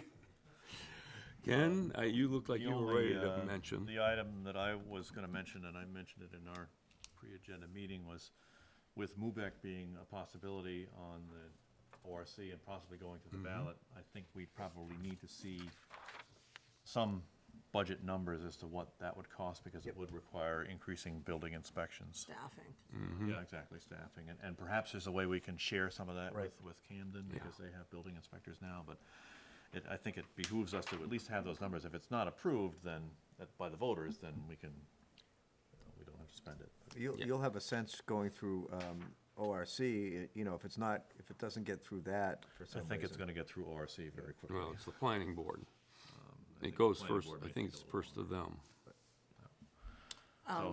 The other, I'm sorry, were you done with that? No, I'm all set, yeah. The other funding we had talked about was for potential advertising for the fiber potential bonds or monies to be spent for both this year and next year. This year, we're past, but for next year going, we had talked about putting money for something like mailers or whatever, however we wanted to do our education push for fiber. My two off the top of my head, one's just a, please help me clear the cobwebs out. We approved money into the Pathways Fund like 2 months back, right? Establish the reserve, We yeah. established that reserve, okay. And also clear the cobwebs out of my head. Is there money allocated for putting the landing pads by Route 1 and 90? So when DOT comes through to do the light pattern, they'll change it to have pedestrian crossing. We need to have those landing pads in before Jamie's waving. DOT will do that. I think that, Procure cost estimates for that for the budget process Cool. with the Pathways I'll Committee. make I my think this is pathways another people couple of happy. years down the line. but I'm Yeah, not sure but what- that It is, really. but if we yeah. get those pads down there, whenever they get there, they'll change it to how we want it to be. Okay, thank you. But that comes, you know, the point that's raised here is that next month, the Pathways Committee comes and speaks to us. I want to say it was a month or more ago that they sent us their updated agenda list. Master plan, yeah. Master plan. It would behoove us to look through that because one of the items I know that's always been talked about is extending that West Street sidewalk to the intersection. If we get the sidewalk to the intersection, then we can legitimately put landing pads because it's just an extension of an existing sidewalk. Well, that was one of the technicalities that we brought up to the DOT guy, and yes, we would, as the Pathways liaison, the Pathways would be more than happy to extend sidewalks in any place that makes sense, but getting those landing pads helps do the traffic pattern, which is essential, because getting DOT out there to change the traffic pattern when they don't want to, and we're not set up for it, would be pulling teeth. One other thing is, since we're on the subject, Pathways approached the Camden Select Board and tried to see if they could get the Camden Select Board to start putting money aside to move the telephone poles that are in sidewalks, for lack of a better word, because it's primarily in the sidewalks, not in pathways, and either onto the lawns, which would probably be where it would be, so people, especially handicapped folks, can actually navigate around. And it was gonna be something that they wanted me to bring up in the liaison report, that if, I know we're tight budget cycles, blah, blah, blah, but that's something that they would like, you know, kind of on the Rankins end, down and around there, getting some of those moved across. They don't know exactly how much it would be per pole, so just something that's coming down the pike eventually. We have a few down Mechanic Street. They actually have a really good comprehensive list Yeah. with them highlighted too, specifically where the telephone poles are in the sidewalk, and they've got it for Camden and Rockport. Okay. I do have one major one. I was approached, and I forget what his name is. Did I write it down here? No, I don't have his name here. He came to me several months ago. He is the gentleman who opens and closes Marge Jones Recreation Bob Hopp. Fields. Thank you. Puts the flag up, takes it down. Once you put rocks out. He has a number of, actually, I think it's a dozen items. I know we have been setting aside money and have money set aside for the rebuilding of the tennis courts and the basketball courts. He also has items here about broken boards on the Little League dugouts. You should talk to the department head. He should talk to the public He works said guy. he had taken this list to Public Works. He then brought it to me. You weren't in Right. town at the time, and I think I dropped you off the list Right, too. which But- they went through and started doing some of Yeah. those items already. Well, some of these are major items that have cost involved, but we have been putting money aside for it. And I think we need to look seriously at now actually utilizing those reserved funds to repair the tennis courts and the basketball courts. Does he also have, one of the things that he had picked up on is people will drive right to the far ball fields. He wanted to put some boulders up. He's got things about, restricting access to where they can park, so they don't park on the grass right And beside then the ball. right field. when you first pull into Marge Jones, just on the left-hand side, there's this little field right there, and he thought maybe that could be spruced up for overflow parking. That was the original Original plan. intent when we took that property. That be there, and nobody used it, and Right. so it's become overgrown with weeds. And we Right, need from to what I understood. clean that up. I mean, from what I understood, that was what it was thought of, and they cleaned it up and had it available, and nobody parked there. But one of the things that would have to happen would be some parking enforcement that force people to not park in places they're not supposed to, and then use the appropriate parking. Well, Bob's a Korean War Marine Corps veteran. So you put Bob Hop on vehicle enforcement, he'll get out there with a stick. I love that problem man. is We don't want I damage. love I'm just that gonna man. say, but I don't need soccer moms and Korean and War old, veterans.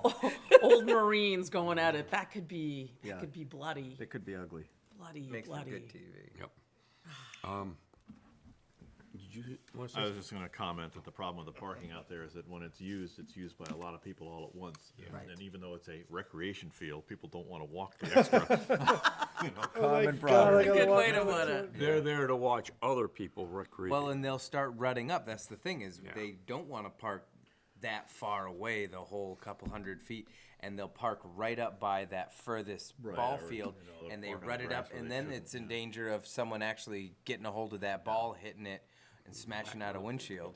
It may be that we have to have better signage out there for parking or I something. think a D9 would, that comes along and reparks the cars. That would be Moves them, Okay. moves them to the right spaces. Right. Do we have any guidance that we want to give the town manager on the overall growth of the budget? That has We're- happened in the past, but we don't have to.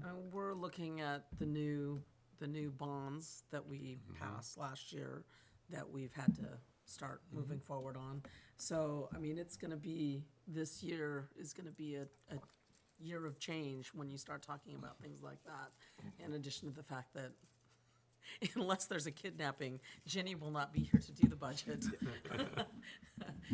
Not that I'm saying a kidnapping is not going to occur, but unless I there hadn't is thought of that as an option. not nearly as devious as I am.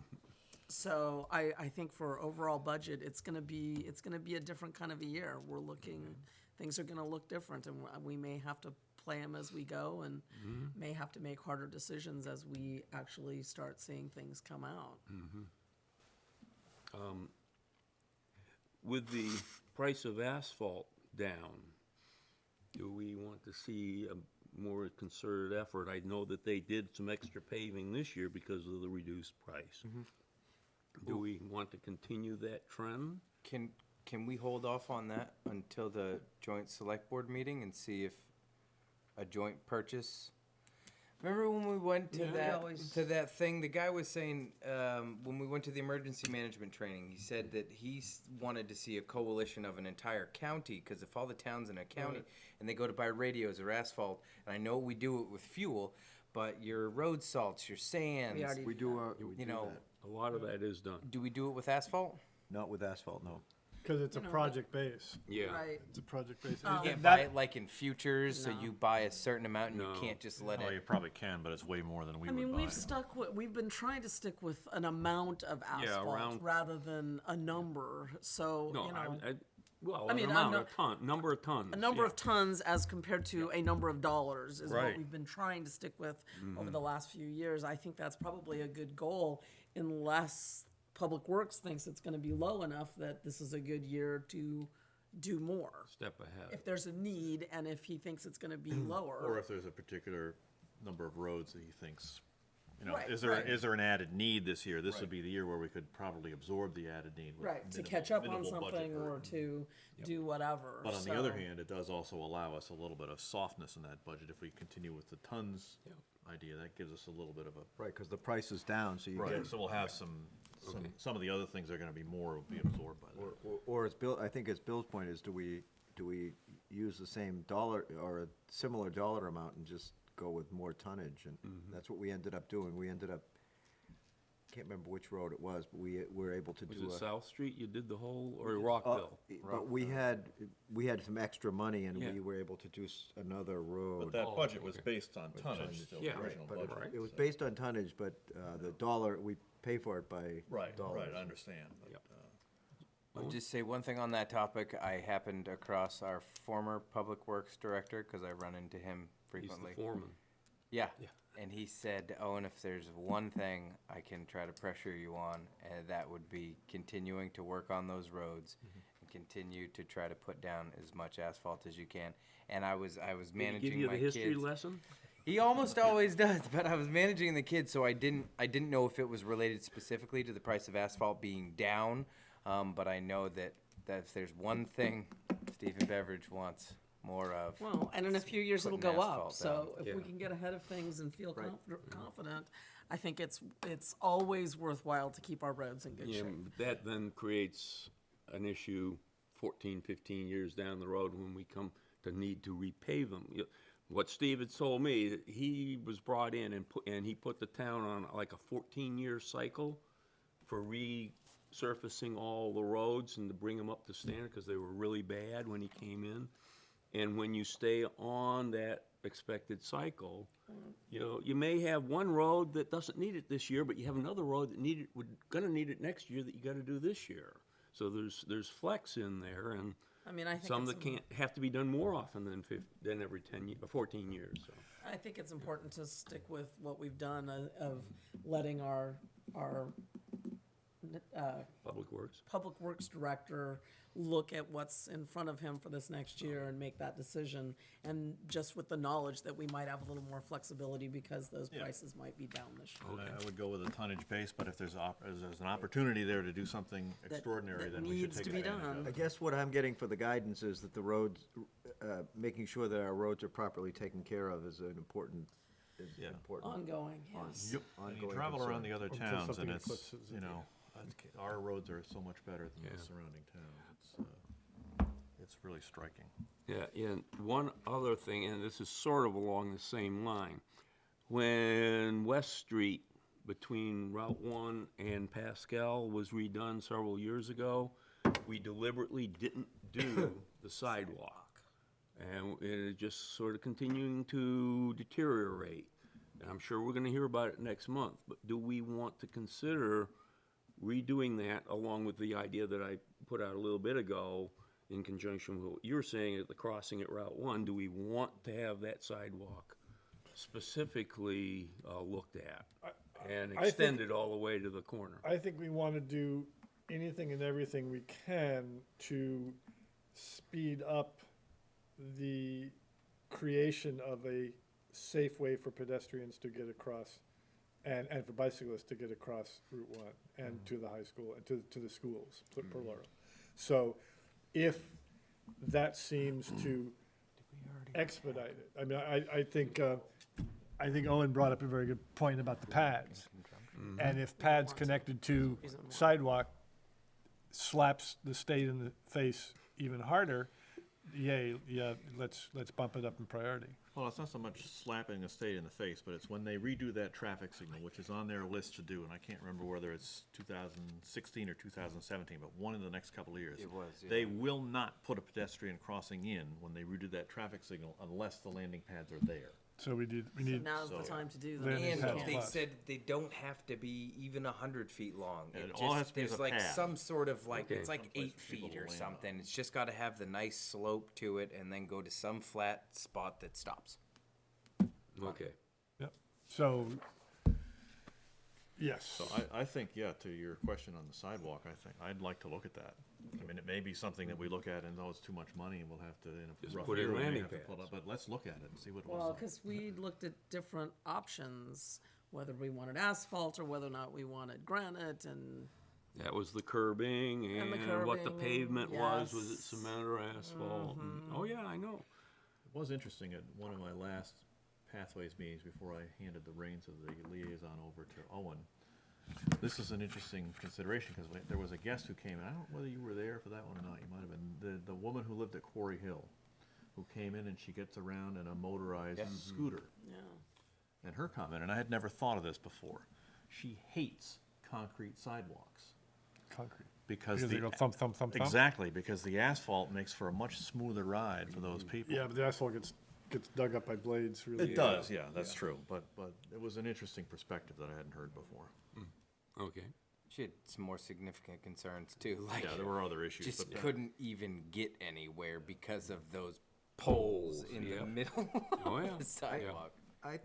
I'm not sure, but I thought that it looked like they were moving some of them along Route 1 over by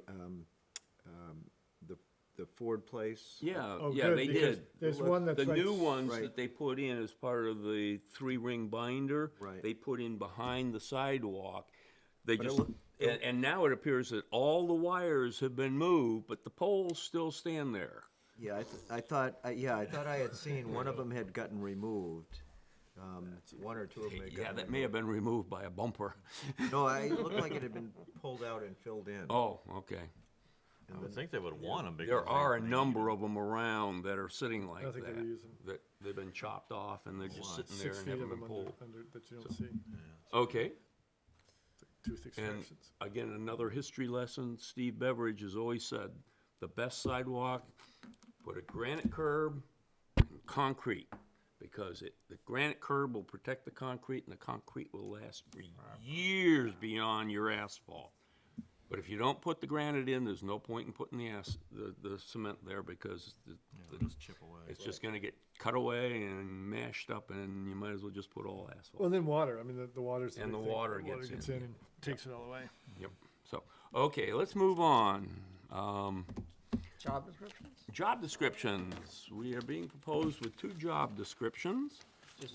One is, yes, go ahead, Rick. Modifications to whenever you're looking at new job, the replacement, you always want to look at the job description. And so this is, Ginny and I went through this and put in what more accurately reflects what is being done in that department, and also rearranged it into an order that is similar to all the others that we've been trying to do. So you have a copy of the cleaned up version and the red line version. It's not really red, but My only comment on this was, do we need to have the name of the actual trio of the I was actual thinking the same software? thing. Because you're talking about Microsoft Excel. Right. So if that's in there, Registered trademark in the wrong place. I would presume that the trio knowledge would be almost as important as the Microsoft Excel knowledge would need to be. Yeah, that was the only concern I had, was do we want to mention Trio? Because there? really, 'Cause that's what what you else really- is there other than Microsoft Excel nowadays? Other than open office kind of products? Oh, there's Apple ones, but- There's a, Yeah, you just. Oh, yeah, spaced okay. out. where is that? called First numbers. page, halfway down, it's almost Yeah, exactly. I've never even bought it. yeah. I use it. For But administration. anyway, I think the Trio should be in there, unless there's some reason, Rick, that you left it out. No, it's not. Well, could I suggest that we add trio, but not as highly desirable, just as desirable? Why is it less desirable than Microsoft Excel? It seems to me 'Cause that, like- Excel is a very easy way to communicate with everybody. I But- But understand. not at the level she's using it. 85% of what she does is in Again. Trio. Yep. And I don't think I am breaking any vows of silence here. Looking at the resumes we have, you get out of, our little area here, you don't see a lot of people with Trio experience. No. In fact, what Ginny said, that, she's going down there, they don't use Trio, they use Munis. But that's the and- bigger one, right? Yep. Right, because Yeah. they're a city, they're mean, bigger than we are. Part of me, there's part of me that says, well, we don't want to add it because then if we change, we have to change the job description, but the chances of us changing are pretty minimal. Well, the other It's place, the other system is very, very expensive, and, you're, Yeah. the other mean- spot I thought of adding it is under the knowledge and aptitude requirements, about 2/3 of the way down, it says knowledge of computers and their operation and the ability to learn to operate town systems. Perhaps Yeah, that's where you stick the Trio. yeah, do you really want to get into rewriting the whole job description? or No, I just- don't. I Just just- tell me to put it I in mean, there. I just wanted to put it under desired experience and training. right. If Microsoft Excel can be highly desirable, I would think some sort of experience with Trio Trio would in be at there. least desirable. And as Jeff pointed out, the trademark, the Yeah. R goes after. Excel. No, actually, Microsoft is also a trademark. Yeah. Yeah, but you'd It's never- the Excel is it's the Excel is the software. trademark. Yeah, and tool. I don't even know Trio why would she be put it the in there. same way. It doesn't need the. It doesn't need it. Yeah.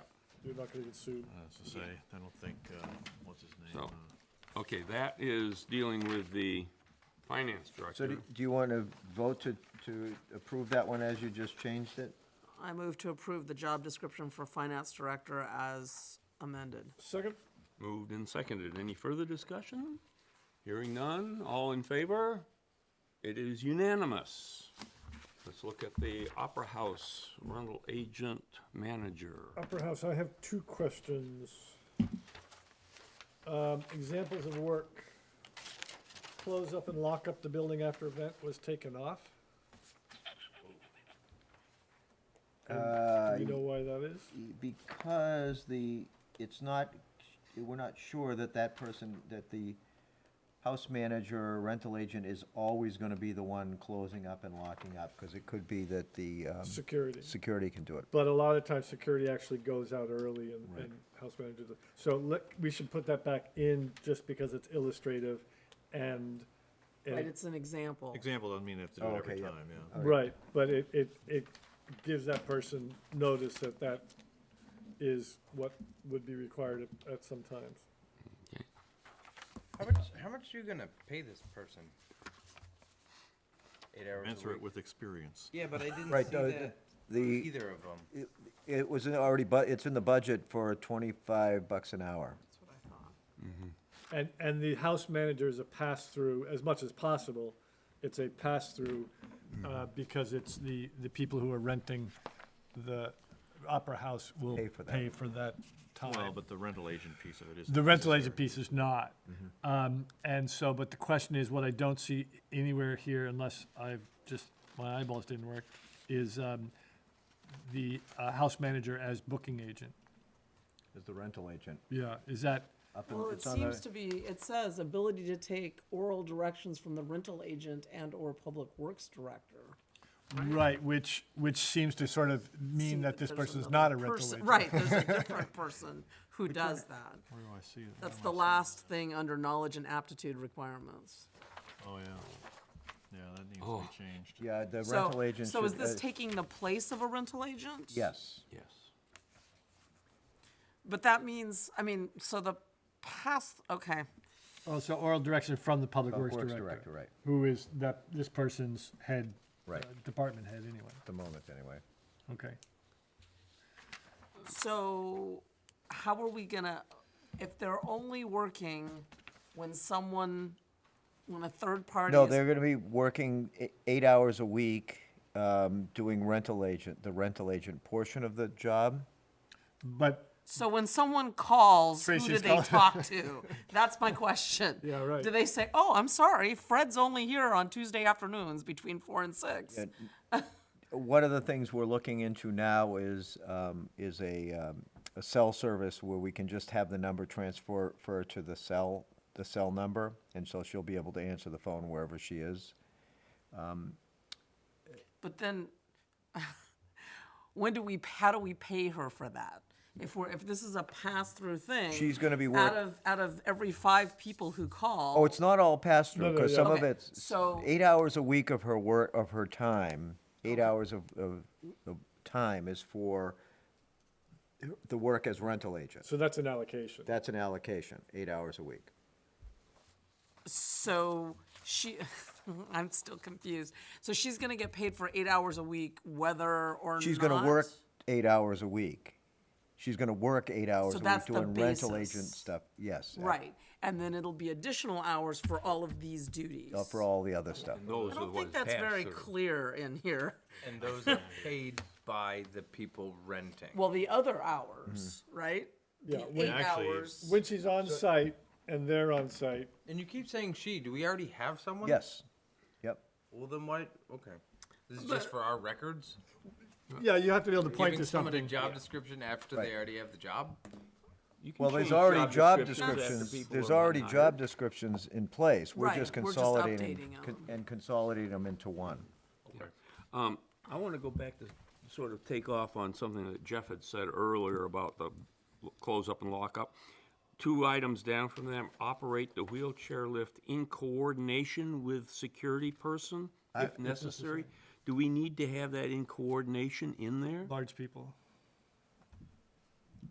Well, Do you, Yeah, I would okay. advise, I mean, but it sort of implies that if this person ever operates that or shows somebody else how to operate it, they have to have the security person there to show them how. That's why the if necessary is there. Yeah, but what part is the if necessary? Requires to have the security person there. Because the first part implies that anytime they do that, if I necessary, see they what you're have to Should have be a security. operate the wheelchair lift, With or without if security. necessary, in coordination with security person. Bill, it's addressed a couple up. Ability to evaluate emergency situations during an event and take care of problems. There you So go. we've covered it. And then I have a question that's just more of my own question. It says order supplies for Opera House as needed. What kind of supplies does this person need to order on a regular basis? The cleaning supplies, bathroom Okay, supplies, that kind of stuff. So will the cleaning Gaffer tape. person be reporting to them? Yes, that's the way it would work. Okay, because that I didn't see. Did I miss that? Yeah, I didn't see anything in here about Because if managing that cleaning person personnel. is supposed to be able They- to say, No, make it still sure falls you- under Mike. The cleaning and moving of furniture comes under Mike. But Mike doesn't want to know how many rolls of toilet paper need to be. Okay. And he's not here to defend himself. I'm pretty sure he doesn't really. Okay, so we have had one amendment to this. The Or other, actually two. the other amendment I think you need to do is part-time, 8 hours a week or as needed. Yeah, or and as needed. And as needed. If we say and as needed, it's a minimum of 8 hours. If we It's say a minimum of 8 or- hours. But is it isn't it a minimum of 8 Right, hours? yes. Minimum of 8 hours a week. Already? Right. So it Okay. should be the and. Okay. The only other thing I thought about was, under desired experience and training, all it says is high school diploma. Do we want to put something in there about experience with Preferred. computers? Experience with computers and or electronics, because it seems like that's a large chunk of the job. Well, it already says all about the board and the board and this mixer in other places. So, yeah, examples of work, Extensive knowledge knowledge of of- soundboard and how to operate it. Oh, okay, that's, So when you said mixer, I don't know, Okay, it just seems okay, like. Mixer's soundboard, soundboard. light board, I think if you're projection if you're system, okay. highlighting on the desired experience and training, it would seem to me you'd want to have a bullet point there about the technology piece. Because you're not just looking for any high school graduate, you're looking for somebody who can run a computer. Well, and you have it above. Yeah. You have it above there in knowledge and aptitude requirements, knowledge of stage lighting, Lighting and operation operation, design. yeah. Yeah, okay. So you already have that. Okay. Should there be something in here about what kind of times of day and weekends? Because almost all of these things are gonna happen in the evening or on a weekend. Should that be, I mean, that's not just an example of work, that's part of the nature of the work, is that Yeah. these events will often take place in the evening or on weekends. It does say that Say Region will be on flexibility. site during productions, It up says in the nature of work flexibility to section. be available to renters for events and add or change assignments on the other side. On Did short I miss notice. that one? Flexibility. Does that cover? I wouldn't think it would, but that's kind of up to everybody else, I guess. I just like it to be very clear that you're Right. supposed to be here, and most of the events Yeah. are going to happen in It the might, evening it or might on be good weekends. to have a sentence Well- at the end of nature of work. Right. Evenings and weekends required, work required. Well, actually, in the paragraph, nature of work, it says will be on site during productions. You could just add parentheses there and put often evenings and weekends. That would take care of it. If we really wanted to tear this apart, do they really need to know basic plumbing? Actually, that's something that I looked for It's because. just like a plunger? Well, basic you know what, plumbing? if there's 100 people up there and a toilet overflows, that guy's gonna, or that girl's gonna be the first line of defense. You know, if you have to call a plumber, then it's too late, and you've got, you-know-what all over the place, and 100 people that don't have Or a at least bathroom to use. have the knowledge of where to shut stuff off. Right, exactly, yeah, so I think that's important. There you go. Stand corrected. Okay. So, I mean, if you want to put in often evenings and weekends there, that's fine. This document is as much, I mean, it's not really the advertisement that goes out to get people. It's a reality check-in. And so if somebody says, well, I didn't know I had to work weekends, you point right there and say, duh, productions. Right. You know, so we can wordsmith it if you want, or we can leave it off.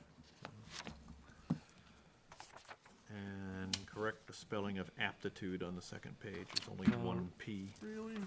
Oh, yeah, that's Where is kind of it? fun. Where is it? Oh, in Aptitude. the capitals. In the headline. Headline. Added knowledge and A lot of spell check aptitude. won't spell check all caps. Oh, really? Yeah, it Yep. thinks it's an acronym. Yep. All people politely Oh, geez. Terminated in. travel in Okay. termination. Okay, do we want to, I move to approve the job description for house manager, opera house rental agent, As amended? as amended. Second, moved and seconded, any further discussion? Did someone get all those notes? Okay, as long as somebody did, hope you did. because I didn't. All in favor? That's unanimous. Let's move ahead.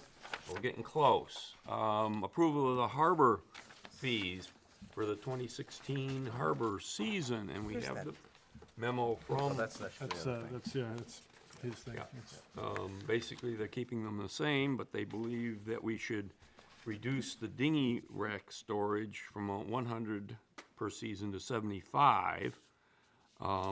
They're also planning on adding up more, or adding more dinghy rack space. And I see that there's a, nice spot to put one in there. And they clarified, by the way, it doesn't say in the narrative, they clarified the fact that the rack space, you don't then have to pay additionally to go put your kayak in. Yeah, it does say. Yeah, now it does. It didn't before. Yeah, that is nice. Yeah. You have to Okay. pay each time. There you was always some. And then the other one is after-hours rate for Rockport residents and those currently holding a mooring, if space allows, overnight dockage for $1 a foot, as opposed to the current fee of $2 a foot. Right. I think it's a great idea. Is there a reason that the electric rates are not here? Don't know that they changed. Because, There was no change.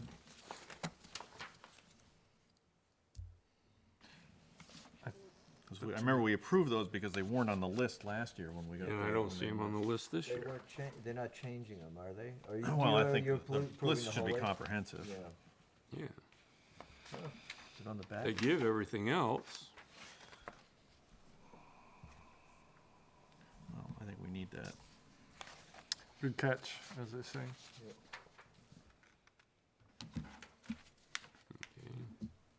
So we want to add Do we want to, I mean, electric we can, rates. we don't, this is not effective until the 1st of January, right? Should we just wait, ask for the electric rate and approve it next month as a whole list? Seems or- like a good idea.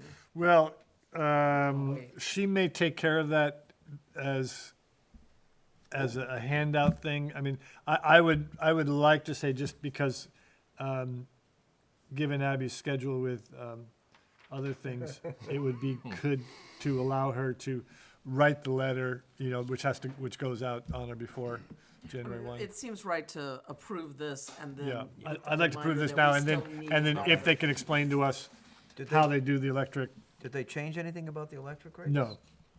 It just needs to be part of to be this, part needs of to be this part of memo. this Right, list. can't it, Yeah. can't you vote to? We can, yeah, the I just electric rates suggested, that were approved last year? The same electric rates? We still have. Yeah, to we don't see them, that's all. It's mostly an inclusion question. And is this supposed to say moorings on top of this Does it say morons? first one? No, it doesn't say anything, Yeah, the very top doesn't have yeah, a, there's no header there. but I'm assuming it's moorings. Yeah, yeah.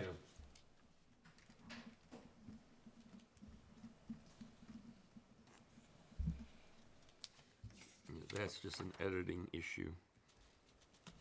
Okay, I move to approve the harbor fees as presented for the 2015 harbor season, with the knowledge, or 2016 harbor season. Yeah, that's wrong.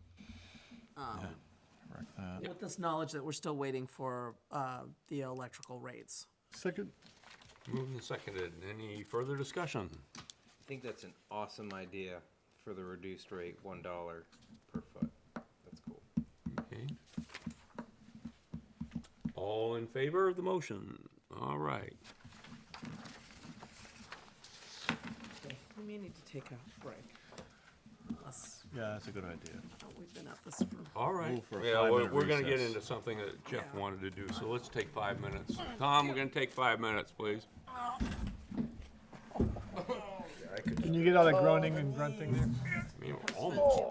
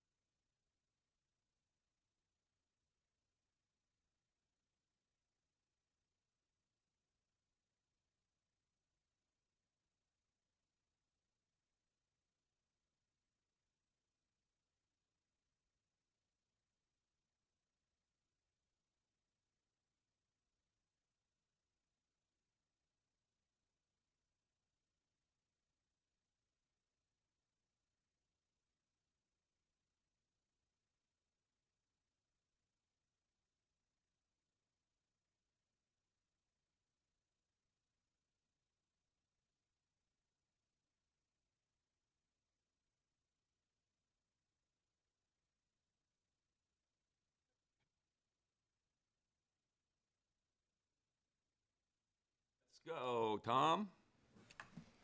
And we're back. All right. The next item that we have is the vision statement. Now, this was off of our select board goals list, which has been provided for us tonight in case you wanted to look at it. Actually, it's on page 3, would be the select board part. And select board vision statement's the fifth one down. Oh, that's just, But Jeff thought we could do 5 lines, 5 can cover 5 years. I sort of thought. This is that like me, maybe- Jeff? Yeah, that was the Jeff, that Jeff over there at the end. What do we want to do on this? I'm bringing this up because we need to make progress on all of our, for a change, or most of them.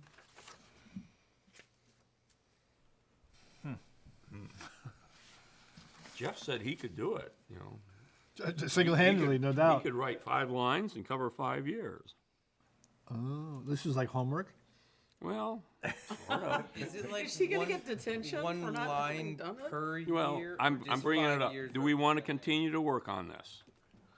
And if so, do we want Jeff to work on it, or? No, we don't want Jeff to work on it. I mean, I'm looking at our list and saying, we made a list, we seem to be working towards it. That's all Right. But, Yeah, I oh, mean, no, the list of, that we want a vision statement. Yeah, that was one of our one of our goals. The first thing that came to mind before I even looked back at the list was the committees, is, you know, in 5 years to have, you know, fully populated, fully functioning, dynamic committees, but then we kind of already have Bingo. that on here. That's the one right above it. Yeah. Writing things at 9:30 at night is not the best No, way to do things. I'm bringing this So- up. I'm not suggesting that we write it right now. I'm just, do we want to consider this a serious one? And if so, who wants to try to take the first crack at it? Not me. And I have to say, If I I'm start out. writing, it's going to be 5 mean, pages. The select board is acting with vision in terms of the library and the fiber and all that kind of stuff, so I don't know. It's hard for me to think beyond that right now, I guess. Because those are pretty visionary things, actually.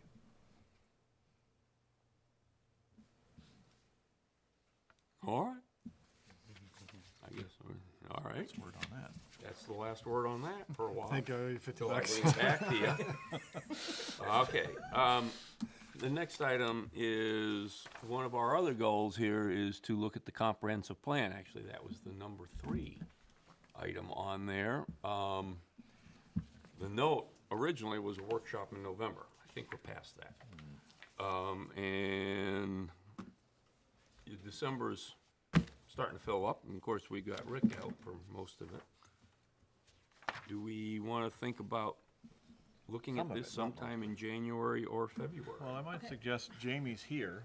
Yeah. And has had a year under his belt to sort of get familiar with a comprehensive plan. Do we want to ask him for some guidance on this as to, you know, what he thinks a timeline might be, or? Well, I mean, I think before we even talk about timeline, we need to talk about what parts of the comp plan we even want to look at. I mean, if we're not going to call for a full comp plan, we're not going to appoint a full group to do so, it kind of behooves us to decide if there are parts that we specifically think need work. Do you want that to be something that staff does and comes back with a recommendation to you about areas in the comp plan that you think need That work? would be a good way to get started. Yeah, that's sort of my suggestion, is to have, now that Jamie's been here for a while and has worked with it, just tell us, you know, are there some sections of it that are horribly outdated, or there are some that are still looking good after, 12 years or whatever?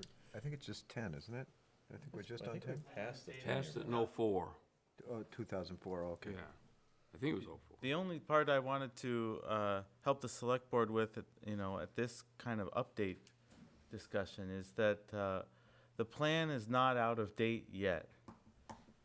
What used to be a very strict 10-year timetable was driven by, From the state, right? yeah, well, it was driven by a state planning department that had at least some mandate to monitor and assist towns with comprehensive planning and other kinds of decision-making. That department's been blown up, and the three staff members remaining are in Department of Agriculture, Conservation, and Forestry. They still prepare the data. I requested a data packet from them, which is kind of the best way to assess implementation of the master plan so far, the comprehensive plan, and to prepare a new comprehensive plan. But I don't know of a pressing reason to do the revisions. What used to be 10 years and used to be mandatory is now 12 years and just suggested. So that, that's their official take on how old is a comp plan and how old should it be. And the only thing I've ever come across where having a current comprehensive plan is worth something specific is as bonus points on a community development block grant application. And if your comp plan is more out of date than this standard, 12 years, there's a chance that some other town could beat us out for community development block grant funding by 1 or 2 points, and it would have been different had the comp plan been up to date. So other than that, you have the generic problem of what does a comp plan do? It's sort of your backup. If there's a zoning amendment that somebody challenges, the consistency with the comprehensive plan will prevail. So that sort of thing is an underlying reason always to keep the comp plan relatively fresh. But in terms of what used to be the reasons that towns stayed timely on their comp plans, most of them have gone away because of changes in the state government. Many of the carrots are gone, and there are few sticks. Well, I think the comprehensive plan is a useful tool. I don't think there's any question about that. I've referred to it a few times through my tenure, and while obviously, we're not faced with a hard and fast deadline of having to do it, I still think it's worthwhile to examine it and find out what's out of it. Because if we don't, and then before you know it, it's 20 years down the road, and then it's a major project. So I think if we can look at it and determine that some things need to be done, then it's worthwhile to do that. And I think also because it really is, it does have an important mission statement to it. And we have 2 big items coming up that, may or may not need reinforcement from a what does this town want to do perspective. We got a lot on our plate, but I think that we should at least, as a board, I would say more because a year of, Jamie's very attuned to things, but there's lots of history, and so I think we might want to do it with an eyeball towards library and fiber optics to make sure that things are congruent with that. That's a scope I would feel more comfortable with. I don't think a year is very long to get to know the players in any broader debates. But if you have a couple of topics that you're putting a lot of time and energy in, and you don't know how do they stack up in the comprehensive plan, I could see why that's not an effective way to use the plan. We should at least see what's relevant to items that are high on your priority list. Right, so actually, that's a nice way of rephrasing it and pulling the ball back in your court. But with that limited viewpoint, we could have you look through it. Sure, with that in with mind. you as the intended audience, the select board. Right, yeah. Tracy? So, in revisiting our comprehensive plan, what are the steps that we need to go through? In other words, to refresh it after the 12 years recommendation or whatever, so that we would get our points for a CDBG grant kind of thing. Do we need to call in a comprehensive plan committee? I mean, our last comprehensive plan went for, 18 months? At And least, yeah. had like 16 people on it. I mean, they did an amazing amount of work. What is it that we would need to do to refresh it enough? I mean, is it just enough to revisit parts of it? Is it something that we need to have a committee that does it to do surveys and to go out into the community and ask questions?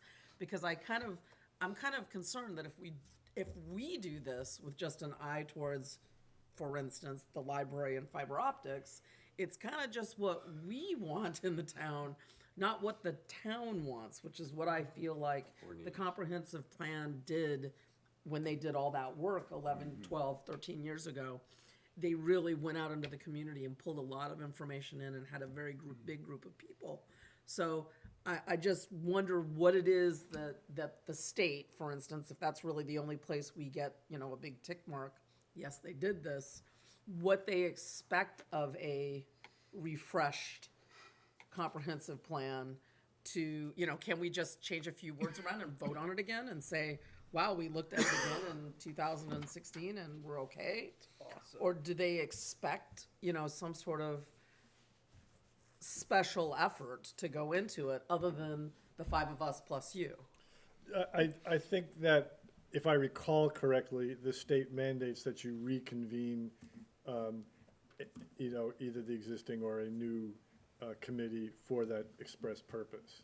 So if I recall correctly, we would not be able to go and tinker with it and take it to vote without there being a full comprehensive plan committee. Now, that's hopefully a reasonably easy question to ask you to come back at our next meeting and advise us. I would like to First and foremost. check in with what they're called now is the Municipal Planning Assistance Program, the few survivors from SPO, to make sure I know the answer to that and Right, don't and then we guess. can start from there. Well, Camden just did it, so we should be able But I to. think they were doing it for the first time. No, I don't think so. They've had a master plan. They had a comp plan before that. The helper thought with that is not only has the plan not gone stale technically with the state, there's 2 or 3 years of eligibility depending on how you count, but the legal basis of what the comprehensive plan does in case of some kind of dispute over zoning never goes stale. That is the document that that some court in the future will be looking at when a town land use decision is challenged.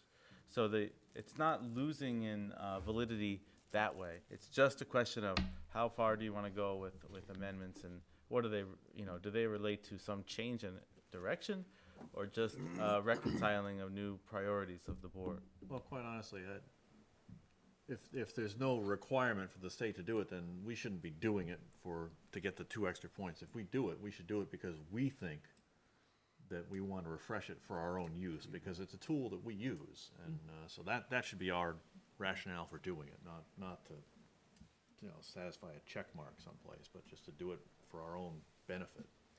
My concern, I would recommend that you allow us staff to look it over and come back to you. You have a lot of heavy lifting to do here in the next few months, between fiber, the library, budgets, and the normal day-to-day stuff.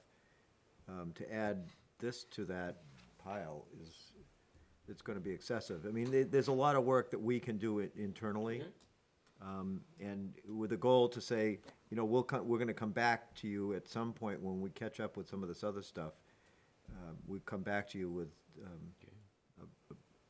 Is that December or January?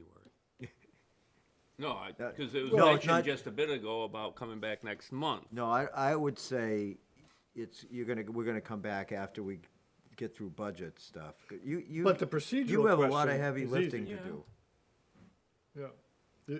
I mean, so I think the very first thing to do is to task Jamie with calling the 3 remaining, we're still here, people from SDO, or SPO, State Planning Office. And just saying, hey, how do we go about making any change at all? Yeah. And so then we're fully informed. Right, because if we need to convene a committee, that's like a whole nother ball of wax. Yeah. We can't I don't get even anybody for want to break a technology right twig at the moment. that way, and because you Well, I need would to be suggest ready. checking with Camden too and see, because they've just gone through it, see how they did it. Well, They're it's- not through, are they? They're, It- I don't they're think still so. working on it. think they're still but working. they're in process. They're I in know because process. I was on the Pathways Committee, and the Pathways Committee was helping to write that section, part of Yeah, Camden's and comprehensive they're plan. working on their Camden portion now, so I don't think Camden has finally concluded it. Well, Ask the you're state. working on, you're thinking of the Pathways master plan for Camden. This Yeah. is the comprehensive plan for Camden. It's Well, different. it has to go to a vote, and they didn't go to a vote last week. Right. But they have been underway, the process for that for a while, so it's probably not a bad idea just to check with them if you can and see. Is it they're unrealistic doing. to ask for that report in December? No, I mean, Just, you know, We where can do we ask- we stand, can what ask do we them- have to do? right. We could ask the select. Well, that's board three week. weeks away. Right? Well, we can ask them, I'm talking about the state planning office. Right, but, Yeah. I'm gonna check with Jamie, is that, I mean, that's basically 3 weeks away. How about January? It's now January. That makes sense. And just my 2 cents on the thing that Jeff said about reworking it with an eye towards the library and fiber. I do feel that that's a bit sticky, kind of what Tracy was saying, that us looking at it and crafting it to set a vision or a goal of how we want the town to be. Yes, I know the voters would vote on it and approve it, but how many people are really gonna pull up the PDF file online, read through all of it and All find out? 385 pages. Okay, Right. yeah, I mean, I'm looking at Camden here. The Town of Camden's Comprehensive Review Committee has been working on an update of the town's comprehensive plan for the past 2 years. Following committee work, public information meetings were held on each chapter, and then a final draft of each chapter was written. And, I mean, it goes on. So the meeting dates were September 17th, July 16th. Okay. You know, I mean, this is years of work. Right. And if that's what we are opening up, that particular can of worms, I think this is a really poor time for Okay, us to open that let's find can. out what we need to do, or what we have to do. And Jamie will report it to us in January. Right. And then somewhere, either May timeframe or into next year, we'll look at this again. You know, as do to what think we in really terms want to get. of, Camden's, I think that they were starting with a document that wasn't as well-developed as ours is now, so. I think you're right. But when you look at the army of planning consultants who were working with the town of Rockport in the, you know, on the inside cover of that 2004 work product, you might also ask, what are the budget implications? Well, there was a state grant, and didn't we also have a loan? Took out a bond on that? We did that for an extraordinarily small amount of money. And I think, Yeah. I think the state actually gave us kudos because they said, wow, you did this for next to nothing because you had all these really good people who lived in Rockport Well, and that's were it. I around. mean, Camden is looking for people who have interest or expertise in the history of Camden, natural resources, natural opportunities and constraints, solid waste, Camden Harbor, historical resources, and there's more to all of that. So, I mean, they were looking for people, and we were lucky enough last time around to have those people come forward. You'll think I'm crazy, but I actually went to one of those public hearings in Camden to see Why would that be crazy? how they're working on. Well, I wasn't even a resident of Camden yet, and the public participation was very poor.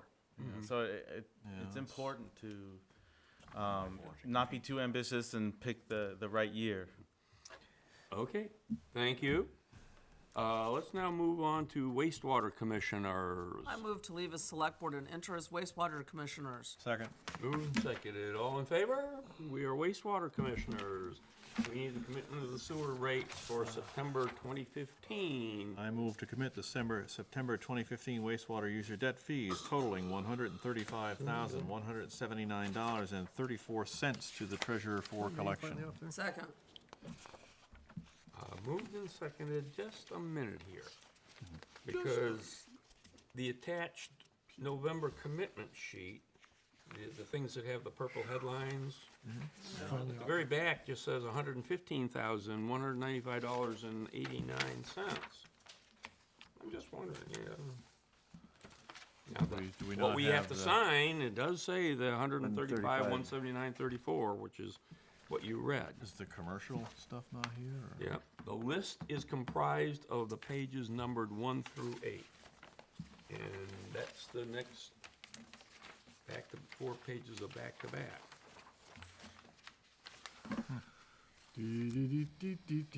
Yeah. I guess I've never checked to make sure they match. When I look at them, they always have before. Now, what's this one here? Oh, guess what? Glen Cove.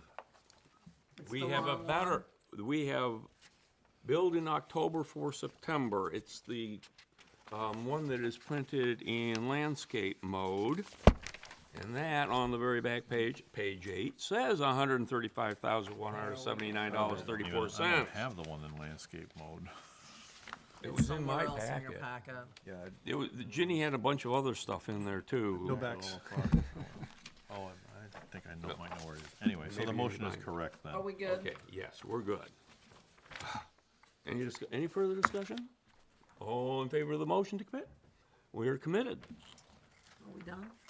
Well, we're done as wastewater Okay, commissioners, if you I want to move move. to leave being wastewater commissioners and go back into session as the select board. Okay. Second. All in favor? We're select board again. Now, in the packet that I got, Jenny provided the year-end budget report, which I think actually we have received before. Yes.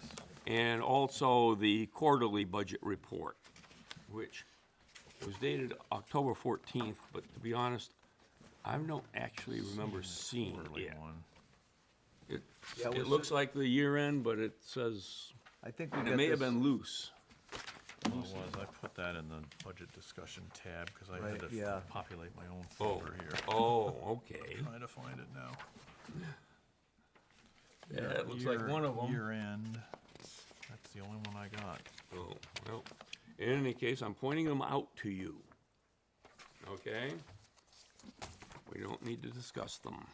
The next, we are now to liaison reports. I want to remind everyone, Pathways is on the agenda next month. They distributed their master plan October 21. The issue. And the investment committee will be presenting to us as well. So, I also want to remind the ad hoc water quality committee report that had been scheduled for the 23rd has been canceled. The 23rd. Yes, it had been on the 23rd, and we canceled that. They don't have anything really to report. So, I'll go through some of the items that I have. The, Bill, I wonder if that water quality thing is now kind of subsumed into the grant that we're administering through the Conservation Commission. But I don't know, I'm still getting, I guess there's something I don't know about.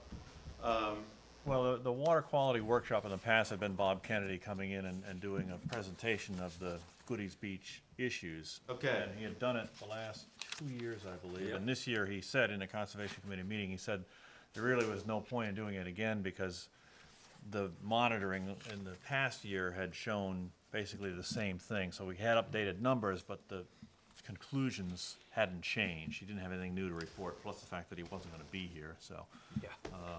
That was why he said he didn't think it was really necessary at this point. Okay. Part of the grant and part of the money that's in the budget for the design flow study will result, I hope, at some point in a proposal for mitigating the Goodies Beach situation. At that point, we'll probably have to have a Yeah, workshop. rest assured, we had a very well-attended workshop on that last month, but Yeah, I missed it. it didn't occur to me to report to the select board on it.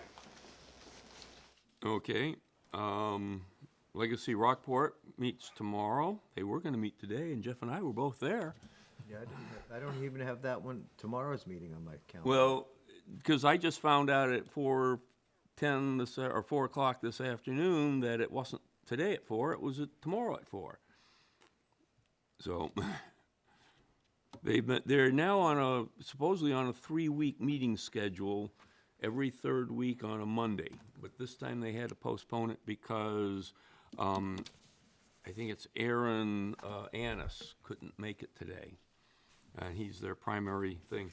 They're working with the Symington Kamarna Community Center on what they can do to help to get that thing brought up to speed, extend its life. They're also working with the 125th Anniversary Committee, raising money, especially for a video that is gonna be made, updating the one that was made 25 years ago. A video that's gonna be made, it doesn't update anything. Yeah, okay. A There video are that's there are gonna other be- videos in I nominate Jeff. existence. Don't worry. The library committee meets next Monday, the 16th. I want to remind everybody that we have our mission statement meeting on Tuesday, the 17th. Your homework assignment was to write what you think should be mission statement and charge. And that's at 4? 4 PM, What day is that again? 17th, a Tuesday, 4 PM. I also want to let everybody know, Ginny set up, excuse me, a special library building fund account for people that wish to donate to the library and through the town of Rockport. Makes it much cleaner. Otherwise, typically, people would be sending it to the Friends of the Rockport Public Library, and then they'd have to pass it on, so. I'm sorry, I'm a little confused. I thought that our charge was to work on stuff for fiber optics, but this is at a library meeting? No, it's for the building committee. The Library Building Committee on the 17th. We did things, and we gave it to Rick last Friday, and he's going ahead with Chris. For the I fiber. thought that that was our mission statement for fiber homework. No, This this is- is mission statement for a library building committee homework. Gotcha. Okay. The Friends of the Rockport Public Library held their annual meeting. Pat Messler is president, Ann Philly, the treasurer, and Chris Sadie, the secretary. And our favorite organization, the Midcoast Solid Waste Board of Directors, meets for a budget discussion, workshop on November 18th, 7 PM, over the Town Office Richardson Room. And do you have subcommittee meetings too? The only one that I I've knew. got a finance meeting on Thursday, the 12th. Okay, I did not have that, because I know it Kids got are not on rescheduled. finance. Yeah, we did get Yeah, and he rescheduled. hadn't passed that out. Okay, And I assume somewhere along the line, the Personnel Committee is meeting. good night. Night. Um, Thank you. but I don't know when that is either, so. But, okay, and that concludes my report. Okay. The planning board met while we were upstairs with the Chamber of Commerce, and for the life of me tonight, I have no idea what they met about. I really can't remember, I'm sorry. And it wasn't online, I did look. I did have one question for the 125th group. Did the people at Altamira contact you about the Erickson Fields level?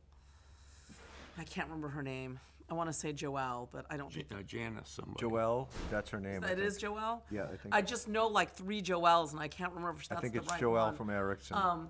Erickson Fields, they are considering changing the name of Erickson Fields. So if you're gonna use that as a level, I told her to contact you or Linda Clancy. Your money will go up in flames. And if she hasn't, I'll try to stop by tomorrow and ask her to do that, because she said their board is considering calling it Aldermere Fields because of the name recognition instead of Erickson Fields. And by next summer, that'll be done, so, but I wanted to give you a heads up. But I'll stop by and talk to her tomorrow. I had told her to contact you guys directly, and if she didn't, then I will check with her. Oh, no planning board meeting this month because of because there's nothing going on, but the MUBEC presentation is going on.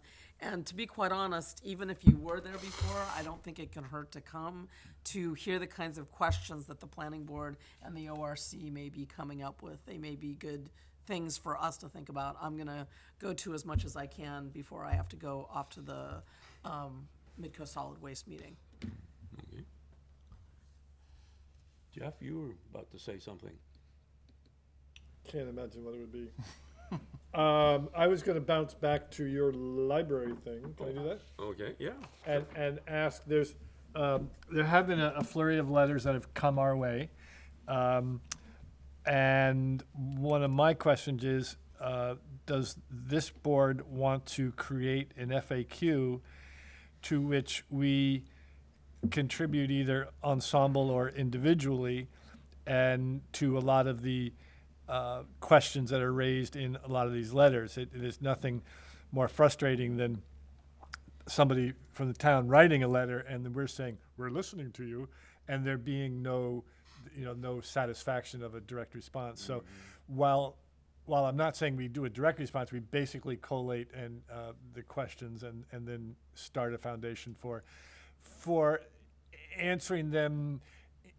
And maybe it's a not tenuously, but it's a preliminary answer, because obviously some things actually go to vote and some things don't. But it would be an opportunity for us to publish something that allows people to understand that we are in fact, thinking about it, that some of our actions are based on either reactions to or acknowledgement of, but we each might have a different relative importance.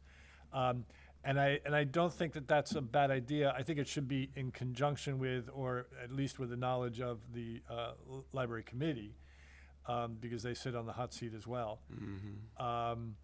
So if we were to think positively about this idea, I'm not sure whether it's best done serially in a posting of some sort, whether that denies any meeting laws, or whether we actually just want to have a workshop where we say the point of the next 90 minutes is to pound out a document, and we have an initial structure done, and then we just start adding. We wouldn't do it in whole cloth. We would have the question parts of the FAQ, and then we would nail the responses.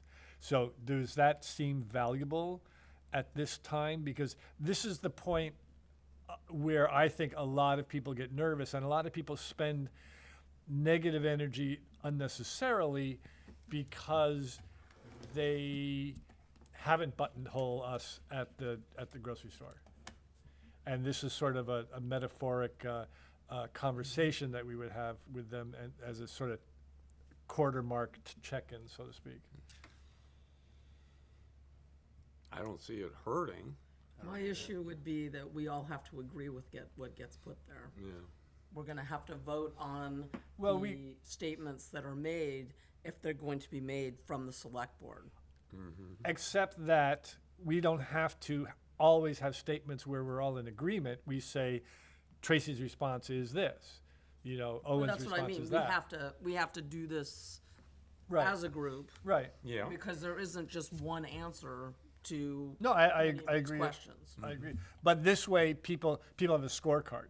They say, in a sense, one of the values of this would be, well, Tracy's got my back and Parker doesn't like me. Well, something but I like that. think a lot of that's gonna be answered by the motions that we voted on. I mean, we could put together the motions that we voted on over the last 6 months, or whatever we think is appropriate, and reproduce them with the dates that we voted on But them it doesn't. and what the vote was. Right, but those are sort of big structural things. And what I want to do is I want to take the 25 letters we've gotten, and I just want to aggregate the questions and then just answer them. And it shouldn't be that painful. It'll be an hour of meeting and somebody who types faster than I do putting it together. And some of the questions I don't think necessarily have to be opinion ones, factual questions. Right. Things where it's just simply stating a fact.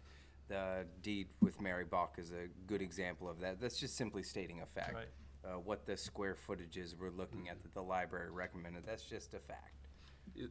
An issue that I would see with it, first of all, if we put it out, we have to keep maintaining it. As new questions come in, or questions in response to our answers, Well, they would need Or to as the data continue. changes. And as the data changes. Yeah. But, we would have to continue to do that. So otherwise it becomes stale, and if it gets superseded by another decision, Right. which one is, you say right there on print, there's that. And Right. No, I understand what you're saying, and that would push it towards a Facebook kind of back and forth, which I'm not sure, hang on. Okay. I'm not sure that give and take is beneficial. So I think it's not disingenuous to release a statement in the, saying, we have been asked these questions. And it puts some people more at ease. It certainly takes care of some of the questions people have had because they have the questions. And I don't think we need to keep it up. We might do, if it's a successful generator of activity, we might want to do one again in 2.5 months. But it, among other things, from a strategic standpoint, it's different than just a press release, and it's different than coverage of a meeting. So I think there will be people who will say you need to update it, but on the other hand, just like any website FAQ, you look for your question, you don't see it, you ask some more, and it gets updated 2 months later, 3 months later. So we wouldn't be cast in a bad light. First of all, it'd be the first time we ever did it. So we wouldn't be cast in a bad light if a week later we didn't answer 3 more questions. Because essentially what it's doing is it's a technique to answer the questions of the 24 letters that we've gotten. All right, we wait for 24 more and we do it again. Or we don't. I really think that the only thing that is appropriate to do is to refer to things that we have voted on. If somebody's got a question about how big the library possibly could be, we can point to the report and say, on this date, the select board voted this vote to accept this as their basis for their next steps going forward. I mean, I think we need to stick to the things that we are voting on, and however that may fall. And anything else, I don't think it is going to make anybody happy to get those answers in that format that there was never any vote. And Okay. if there was a vote, then we can point to that vote and Right. we can use that as the answer. And I don't have a problem with doing that, of saying, you asked this question and on this date, this was what was discussed, and this was the vote that came out of it. This was the motion that was made, and this was the vote. But a lot of questions that aggravate people are not votable questions. And as Owen says, what this document could do is it could clarify misstatements. For instance, there's a whole bunch of people out there who think that that you can dig a basement over at, A, there's no ledge, and B, you can put a basement in over at RES. The reason RES got torn down is because the cafeteria was 14 inches below the 1957 original thing, and it was below the water table. You can't. That site is no better for digging than the site up there.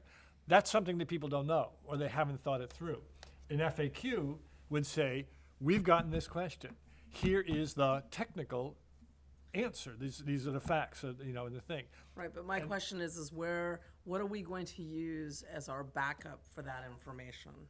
I mean, unless we've got a document that says XYZ is true or not true, we're basically just talking about what we remember, what we think, and that's not really a valid way to move forward if we're gonna talk about what's valid and what's not. I mean, if we're talking about facts, we have to have a backup for that fact. And if it's something we voted on, if it's something we approved or disapproved, that's fine. But there's a lot of things out there that are general knowledge that we don't have backup on. So are you opposed to going through this whole process and identifying, oh, this is one that we don't have the factual basis for, let's table it, let's let's do a find- little well, let's research? find it and then Was there an we'll put it together. engineering study that we can reference it to? And so that one gets tabled and we can tack it on later on, but the ones that we have voted on, the ones that are just purely factual, backed up by documentation that we can put on there? I think might be a useful exercise, to be quite honest. Most of these people asking questions, it's not going to make their day to have us respond to them. As we've seen at all these meetings we go to, people believe what they want to believe. And what we put in print, what we say in this room, the engineering reports we get that everybody has access to already, no one seems to want to believe what they don't want to believe. So I'm not sure what this wins us with people asking questions. People have come before us and asked questions. We've attempted to answer those. People have written us and then shown up and asked questions. We've attempted to answer that. I just don't know if it's going to make that much difference. And with as many things as we have in front of us, don't know if more cycles of us trying to answer questions that then we have to go look for the data on. More meetings that we have to take votes on what those answers we're not- are. we're Just an voting. anecdotal one. I voted for the library to explore the RES site. Not having gathered a whole lot of information, it seemed like it would be a great place for more of a community center, lots of great parking, centrally located. That's your opinion. That was my opinion at that time, but as I gathered more and more facts, my opinion changed. And so that's my anecdotal to, does looking at facts change people's minds and opinions? Well, it changed mine.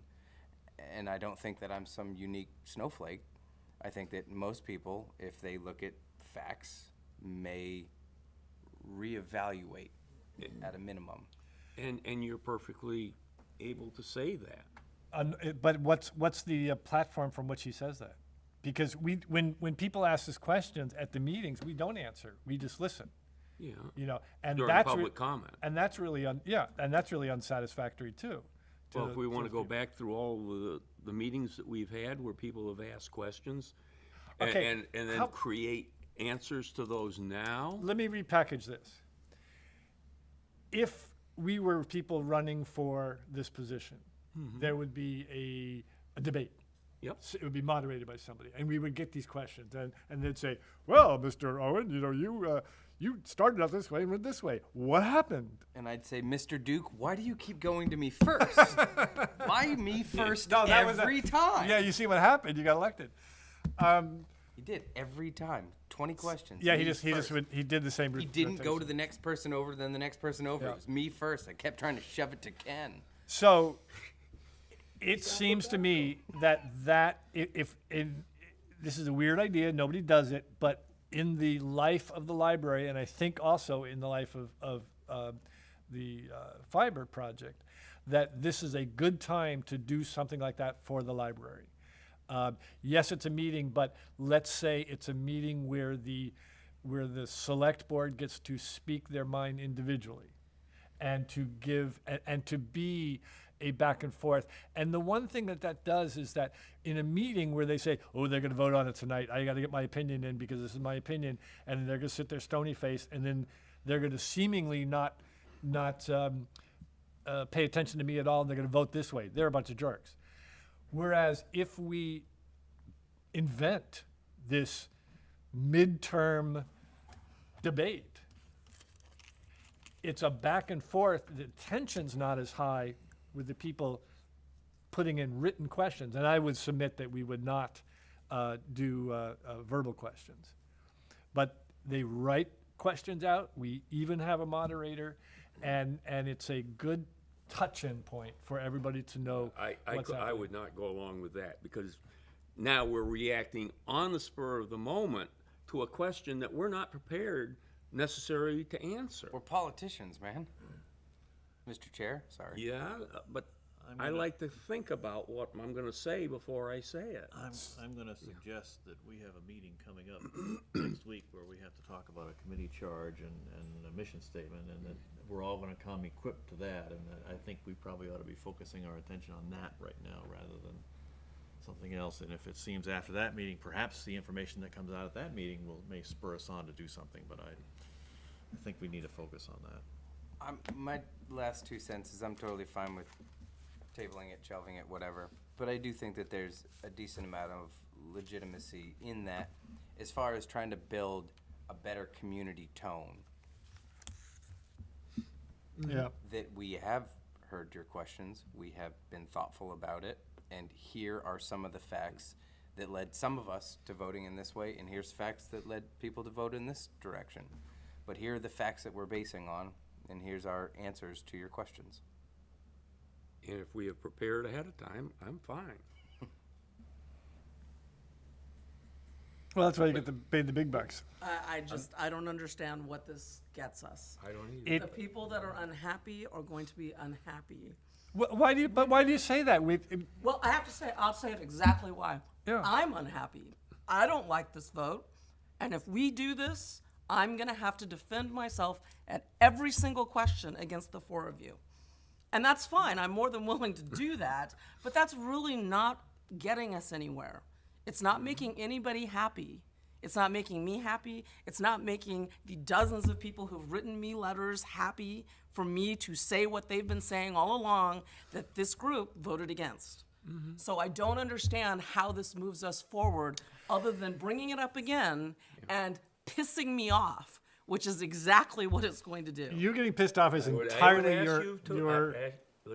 No, Your issue. He asked for honesty. I know, but and let's that's not my go to honest vulgarity. opinion. Right. Okay. Let's- So Is the that- difference is at an event like this is that there is no voting, and that makes all. I propose to you that makes all the difference in the world.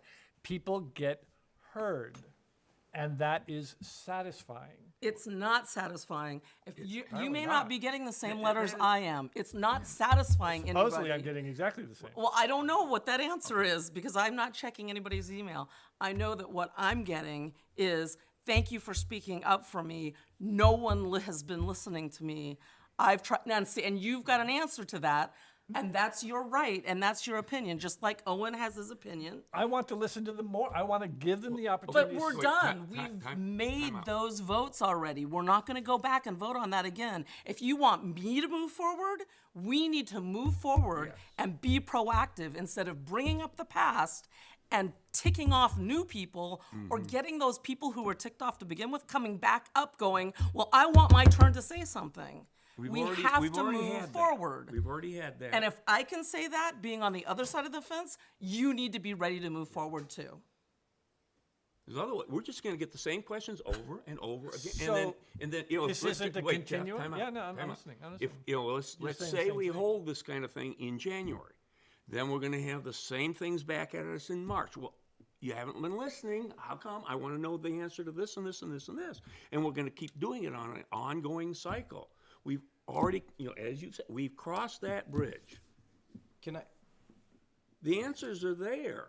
I guess I wasn't fully Already. aware of the public forum setting banter back and forth. I mean, I kind of generally glossed over that. I'm not the biggest fan of doing that. What I am a good fan of is us sitting down and saying these were things that came up often, and then not necessarily having a back and forth with a lot of people, but saying, can we all agree on this fact? We type it up, and then we have a new sub thing off of the library. Hey, frequently asked questions. They can click on it. It says the deed of Mary Bach. This is some information about that. Click this hyperlink to see That the actual information deed. is already there. Why I know, do we but have to people take a have to vote dig to in. put it there again? I don't know It's on the library website. why we have to vote on facts. Then why even? Why do we have to discuss facts Yeah. again? That all that Yes. data is Because already obvious- there. And I'm sorry, you're digging up old news. And like I said, if I'm ready to move past it, the rest of you need to be ready to move past it too. If we're going to make progress, we don't go backwards and start answering the questions of the people who disagree with decisions already made. The decision has been made. We need to move forward. There either need to be new questions that come up, Right? Yeah. or we just need to move forward. And this, but you know, the thing is, these people are asking the same questions that have already been answered. We answer them. They're going to. Other people are going to come in. I never heard that. Did you ever answer that? I don't know. Because well, that's why we're getting questions now. Well, did you consider this? Have you thought about that? Yes. Go back in the record. Okay, I submit to you that the phrase "go back to the record" is not good for anybody. I submit to you that it takes only 10 more seconds to say something that's much more satisfying. It's not satisfying And if I'm you sorry, lost. I'm sorry. Okay, yeah, let him No, I finish, and then I'm disagree going with that. to move on. Okay, Wait. listen. Oh, Jesus. Jeff, Christ. go ahead, finish your thought. For instance, Owen told a little story. I'll tell a little story. I was as strident on the downtown site as Tracy was strident on the RES site in our last meeting.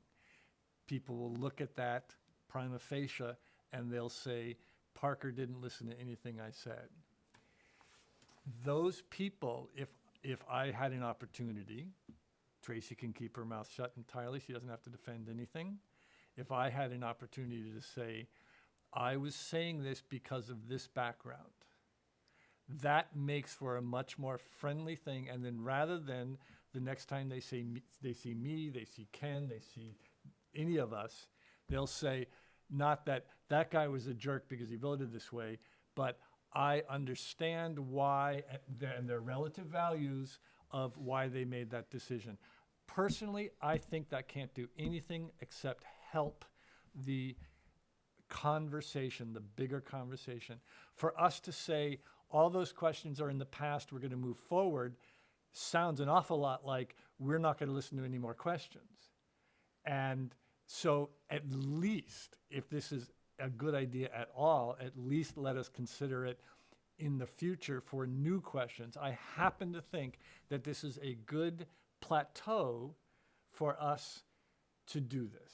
I think it is a good time to have everybody take a breath of air, to have written questions with no back and forth, and to have a calm moderator who would create an informational forum. And now I'll rest my case entirely. Okay. I think we have beaten this one quite to death. I will say, if somebody asks you a question, you are perfectly within your right to give them an answer. It's just, if you're not in a situation like we are right now, you need to preface it by saying, this is my opinion. This is why I did this. You can't speak for the whole board. You know, if somebody sends you an email and says, why this, and this, you can respond to it. But you're responding to it as an individual member of the select board, not as the voice of the select board. And you need to make that very clear. Oh, I always put I'm one of 5 in mine. Yeah. Okay. Ken, you were going to give your reports. Oh, I'm still having. Oh, yeah, liaison reports. That's what we're doing. Cemetery pretty much we took care of during the meeting with the moratorium, the columbarium. Conservation Commission, I'm looking at my calendar, realizing they're meeting at 4:30 on Thursday before our joint meeting with the Camden Select Board, although I haven't received an agenda yet from the chair, so I'll have to rattle his cage a little bit about that. They're going to be working on walking the conservation easements in December as their annual requirement is. And ORC will meet next week. That's all I have. Pathways Committee, Gateway 1, is that the name of the bike path, the bike walking? What's that thing? That's That they planned refurbishing of Route 1 up and down many, the many coast. moons ago, where they were going to try to put, it's like a couple, 5, 6 years ago, the state did this big extensive bike That was path. Oh, no, that wasn't Gateway 1. Gateway 1 was looking at all of Route 1 from Brunswick to Sears. Talking about the Greenway? Oh, okay. So then it is Gateway 1. So as part of what they wanted to do with Gateway 1, they wanted to have Route 1 be more pedestrian and bike friendly. And so they had done up these plans, but then they never did anything with the plans. And then, and I know that this is what came up in the discussion. So it's a Camden and Lincolnville thing. They're going to be doing a stretch of the road from somewhere in North Camden into Lincolnville. And so That was in the paper. when people finally got wind of it, Linda Clancy said, well, why don't you put this pathway, something that people can bike and be a little more safe. So Camden and Lincolnville are going to be having a joint meeting at some point to discuss trying to get that going, which would be cool. So Jeff Scott, who's the chair of the committee, also informed us that years ago he put together a 501c3 Friends of the Pathways. And so he's gonna be trying to see if he can be doing some fundraising, so when things do come up to either Camden or Rockport, because it'll be for both towns, maybe if he's done good and he's got a pile of cash in that 501c3, he doesn't have to do certain things as far as matching funds. He can make it more enticing for the towns to be on board with some of these projects that they want to do by doing some private funding. I already talked about the moving utility posts, what Jeff French, I always say Jeff French because I know a Jeff French, but John French said, give me a list of the polls that you want, and we'll see where we can go from there. So that's what their select board has done. They'll be here at our actual meeting on December instead of where they thought our meeting was because we had to bump it forward.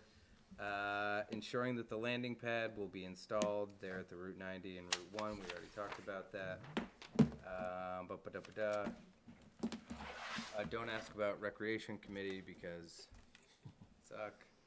It's tough. Anywho. You got those, I sent you emails. Yes, Okay. you're doing your part, Okay. Rick. You are doing your part. Because he asked me, he asked me a couple times. Yeah. Who's he? The Aldermere. No, Hospital. MRC. Okay. MRC. Yeah. And it's next on my to-do list. Parks was supposed to be meeting tomorrow. They have postponed it because of people being out of town. So Parks. I thought they had postponed until March. Nope, I just got an email. Oh. So their agenda for November 17th, they'll be meeting at Goodridge Park to do some cleanup there. They're going to be talking about the plantings between the Opera House and the sidewalk leading to the meeting room where the trees and shrubs have been removed. They're also going to be talking about Project Canopy that I've brought up a handful of times. We are thinking about trees for the Rockport end of Route 90. Take a look out there where you have a chance. Trying to get the feel from where, if we had these trees, they would want to put them. And the last thing of note, though it's not on any of the committees that I'm on, I stopped by JJ's to tell him about what was going on with the monument. And what he told me was, and I know it's kind of in the past, we've moved on, the neighbor came up to JJ after reading in the paper the things that transpired at our meeting, and he said, cool, but I felt like how they're representing me in the paper isn't really what I said. All I said was, okay, sure, if you guys want to put it on my property, you can. I don't care. So he offered it. He wasn't clamoring to get it. He thought that Glen Cove Park would be just fine as well. But he was approached and he said, sure, if you guys want to put it on my property, I don't care. Now, he didn't feel that what the Legion was telling us was exactly where he was at.